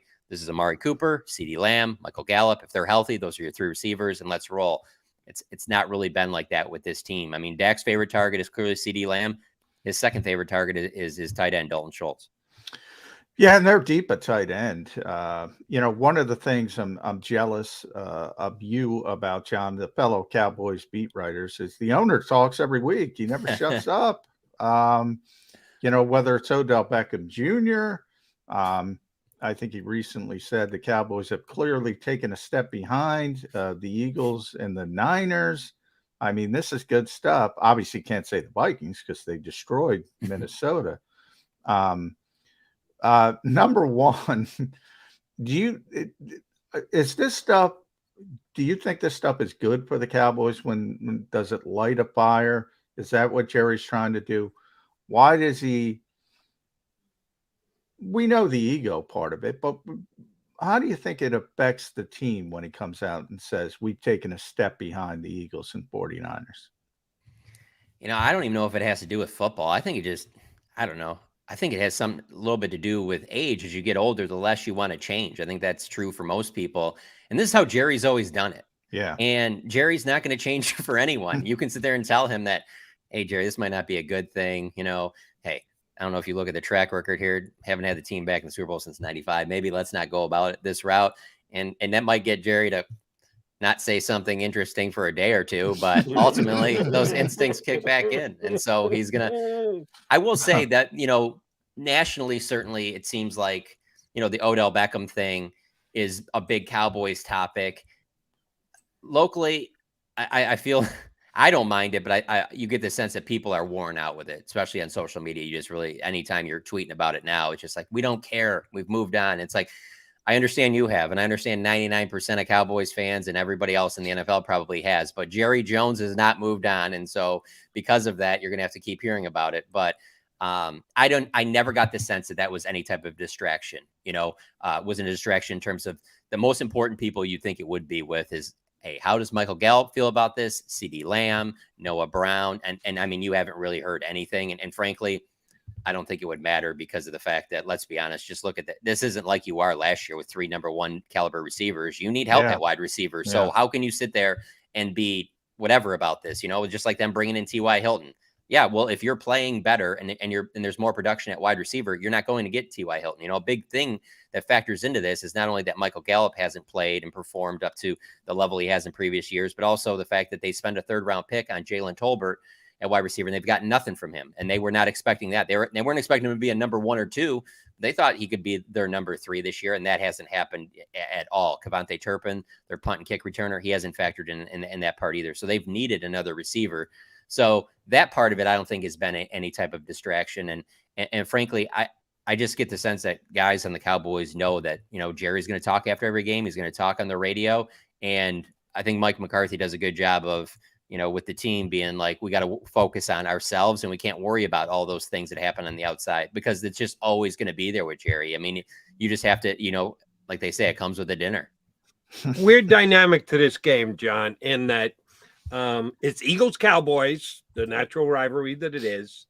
The Cowboys still can at least mathematically win the division. Eagles haven't locked it up yet, but it's going to be very difficult for the Eagles to blow this division, but they can.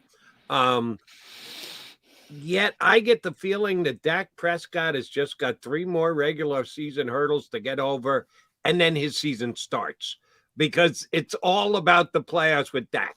He's a very good quarterback. He's not a top 5 quarterback. He's surely a better than average quarterback. It's the same thing every single year, and then it comes down to, did the Cowboys win that first playoff game or not? And that's what Dak Prescott is going to be judged upon. How does he deal with that on a week-in, week-out basis, knowing that the Cowboys are where they are, and you got to finish it out, but it all is going to come down to that playoff run that they either will or won't make? How does he deal with that? Yeah, I don't think it's an issue with him. I mean, he's built for this at this point. I mean, again, you look at most teams being the franchise quarterback, there's a lot on your plate, obviously. But we go back to just, the previous thing we were talking about with Jerry Jones.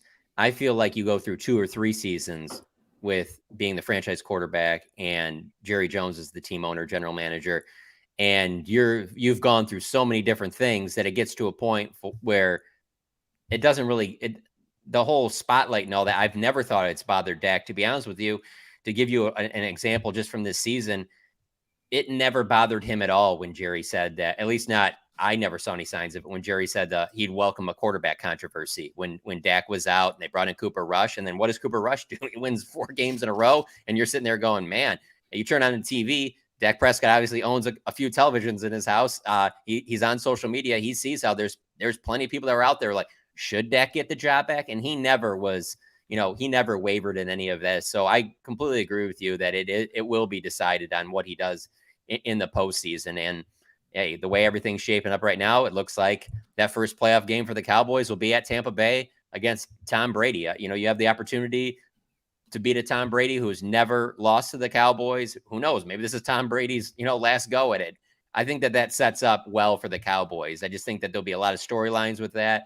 I think this team can certainly go to a Tampa Bay and find ways to beat that team. It's clearly not the Tampa Bay team of the last couple of years. And I think getting past a Tom Brady in the playoffs, even though we know it's not the same Bucs team, I think that would do a lot for the team's confidence. I think that would do a lot for the Dak narrative. If they was able to get past it, that'd be a second playoff win. You'd be able to get past Tom Brady. Those stories would write themselves.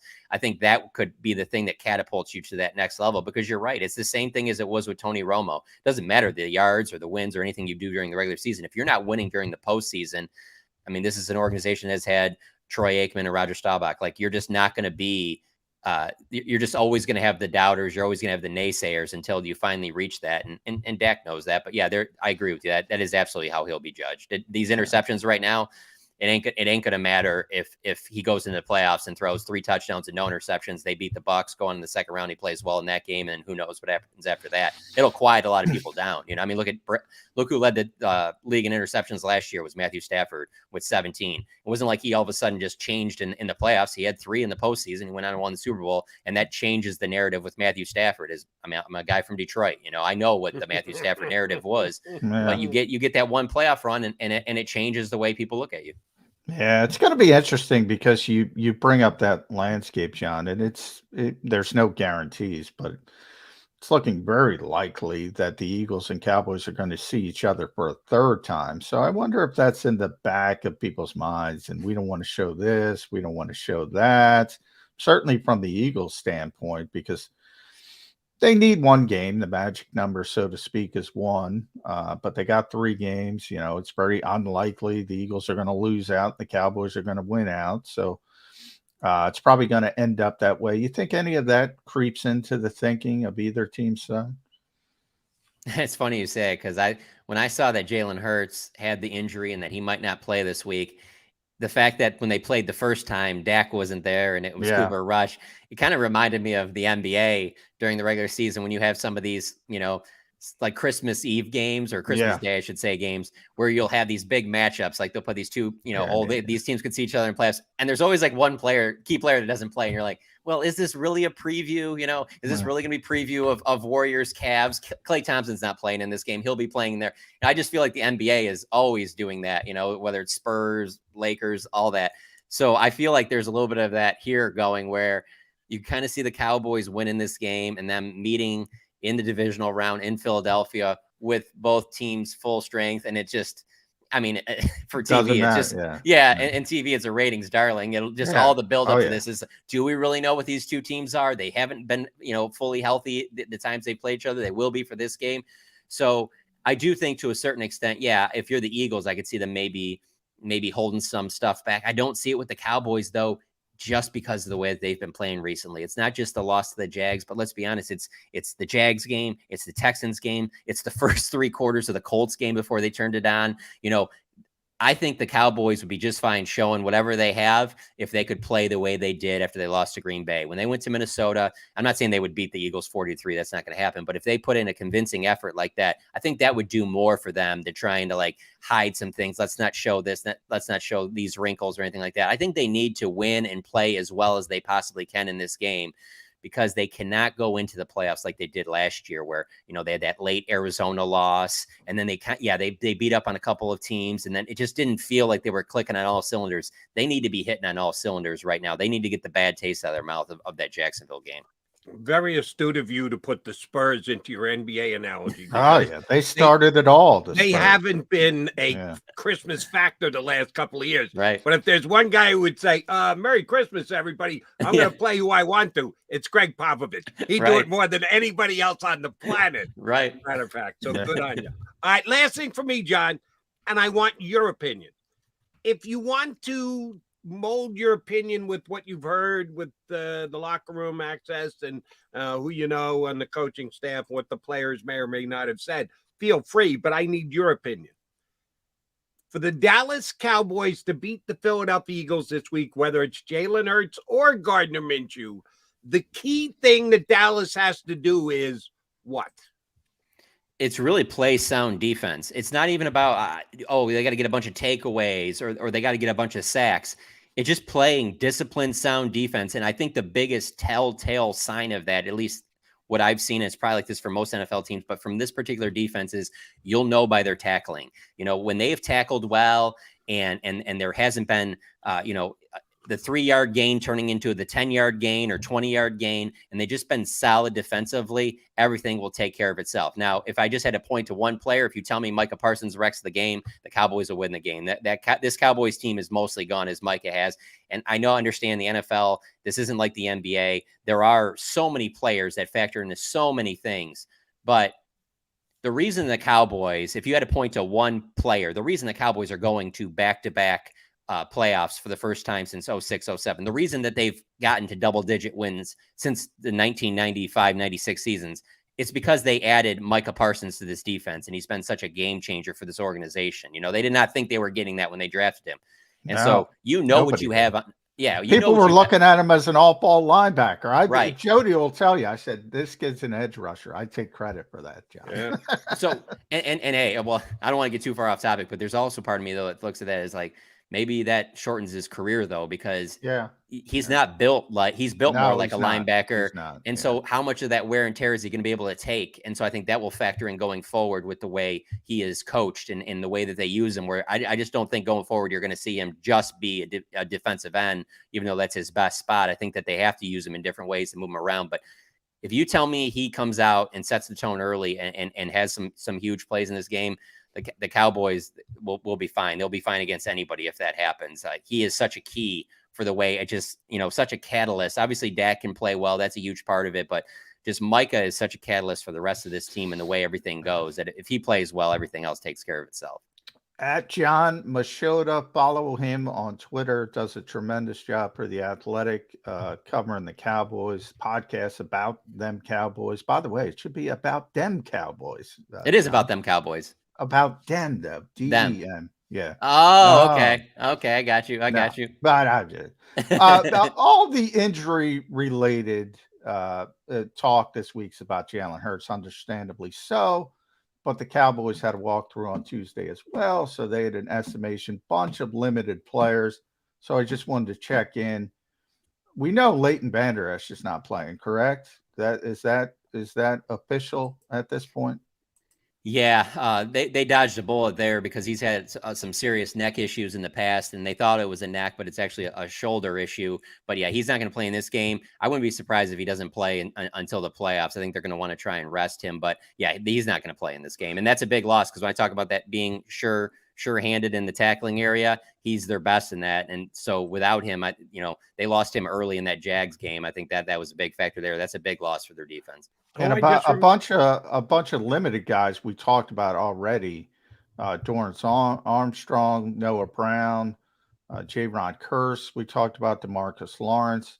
Are they all on track to play? Yeah, all of them will play. Micah wasn't part of it yesterday with an illness, but no, those guys will all play. All right, and John and I talked about this before we brought you on and said, we got to ask Machota. He'll know. What's the offensive line going to look like? Left to right? Oh, yeah. With the guys in and out of the lineup and the Smith boys now at bookend tackles, how are they going to line up? Are we going to see our buddy Jason Peters at all in the game on Saturday night? I think you will. I think you will for a couple of series because they're still in the process of ramping up Tyron Smith just because he's missed the entire season with the hamstring injury that he had. So here's the thing. Tyron has been dealing with these injuries, and it hasn't been one thing. It's been multiple injuries that have shortened his season each of the last, I think, goes back to 2016. So this is just, you kind of, okay, how long are you going to have him for? But if they have Tyron Smith and he's healthy, what they showed against the Jags is that they'll be just fine on the offensive line. Like him playing right tackle, there were a couple of little plays where it looked like he had some rust. He hasn't played right tackle since his rookie year in 2011. He played right tackle a little bit, at USC, but he won't have an issue there. And obviously right next to him is Zach Martin at right guard. I mean, that's just such a great combination to have when you lose your starting right tackle and Terrence Steele. They'll be fine there, but do you know that Tyron Smith is going to be healthy for the rest of this season in the playoffs? That's the big thing. Because here, when Jason Peters has been out there, he's looked fine. The issue is that Jason Peters can't play a full game, and they don't trust the idea of him playing just because of he's 40, the health and all that, even though he did average about 55, 60 snaps last year for a game for the Bears. But that's not the same Jason Peters now, because if he could go the entire game, they would be fine with him at right tackle, or left. But because that's not there, he's got to be their swing tackle. But the way that Tyler Smith, the rookie, has played at left tackle has made this all possible because he's exceeded expectations and held his own out there. And so moving Tyron Smith in at right tackle, they're fine. If he can stay healthy, their offensive line is in good shape, but that's a big if. John Machota, I'm giving you special permission. When you get up on the food line, you are allowed to say, John McMullen said I could have his portion. So you can take double because McMullen's not going down. Yeah, I know Jerry's going all out for Christmas Eve. That's like 4-star dining for NFL reporters in Dallas. Yeah. No, it does. It is great. Going to all these other stadiums and stuff, there's other good ones. It's phenomenal. But it's tough to beat. And it's funny that you said, Jody, about getting the seconds and stuff like that, because there are some places you go to where, they scan your badge or whatever, and then you only go. I mean, AT&T, you can go up 10 times if you want. They don't. No one's going to say anything. They just keep bringing out food. So no, you're right. It's absolutely amazing. I feel like I take it for granted sometimes. So I'm glad you bring that up. You don't need the McMullen permission. Gotcha. John, great stuff. We appreciate whenever you come on. If there is a third matchup between the Eagles and the Cowboys this year, come January, we'll be reaching out again to get you back on. Thanks for jumping in today. Have a happy holiday and enjoy the game on Saturday. Absolutely. And I hope that happens, not just to come on the show again, but I just think it would be great for the NFL to just have these two rivals go at it in a huge playoff game. Not that the NFL needs help. I mean, believe me, and I think it is going to happen. I think it is going to happen. I think it's destined. The Cowboys are going to beat the Bucs, as you mentioned, and it's going to be divisional round, Eagles, Cowboys. Been a while. We could use it. John, great stuff. Thanks, bud. Thank you, guys. Thanks, John.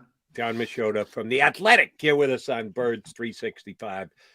John and I effort each week to try and get someone on from whoever the Eagles' opponent's town is who covers the team leading up to each Eagle game. Machota's as good covering his team as any of the other guys that we get on covering their teams. He's just very good at what he does, and it's our pleasure to get him on our show. All right, we need to take a quickie timeout, then we're going to come back. Put a bow on the show here on Birds 365. Post-game show with Seth Joyner. I knew that they had a running game. Derek Gunn. He has put in the effort. Devin Caney. Had we not won the Super Bowl, what would we be saying? And Mike Missinelli. Well, you know who Philly is. Post-game, now streaming on the 6ABC family of apps.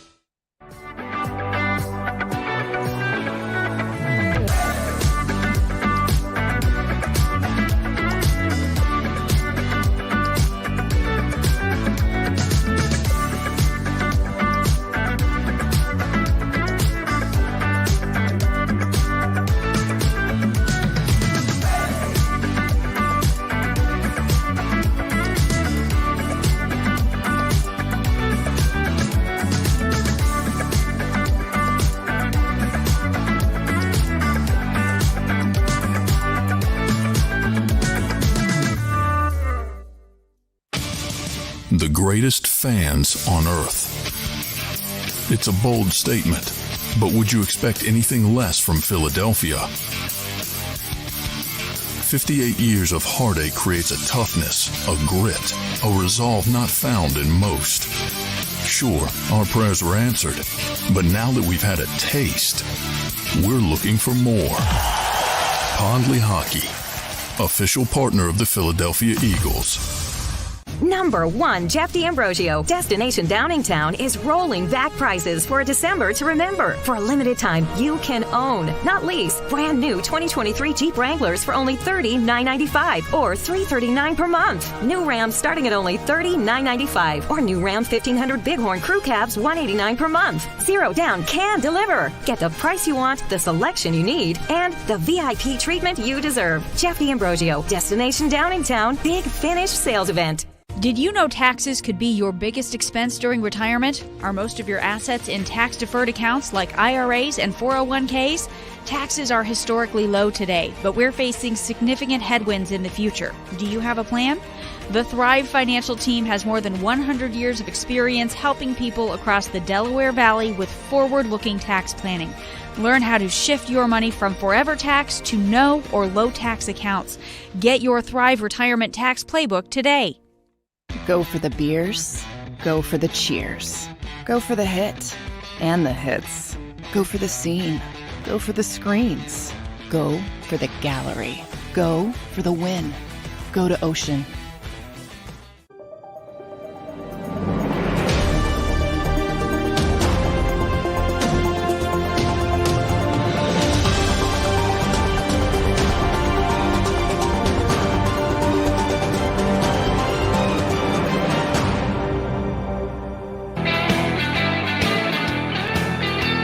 Last couple of minutes here with the Mac guys for 365. All right, I asked John Machota a question to confirm a rumor that I had heard. I'm going to do the same to you here, Johnny Mac. Machota was Michael Gallup on milk cartons down there because he just flat out disappeared, missing person in Dallas in their game last week.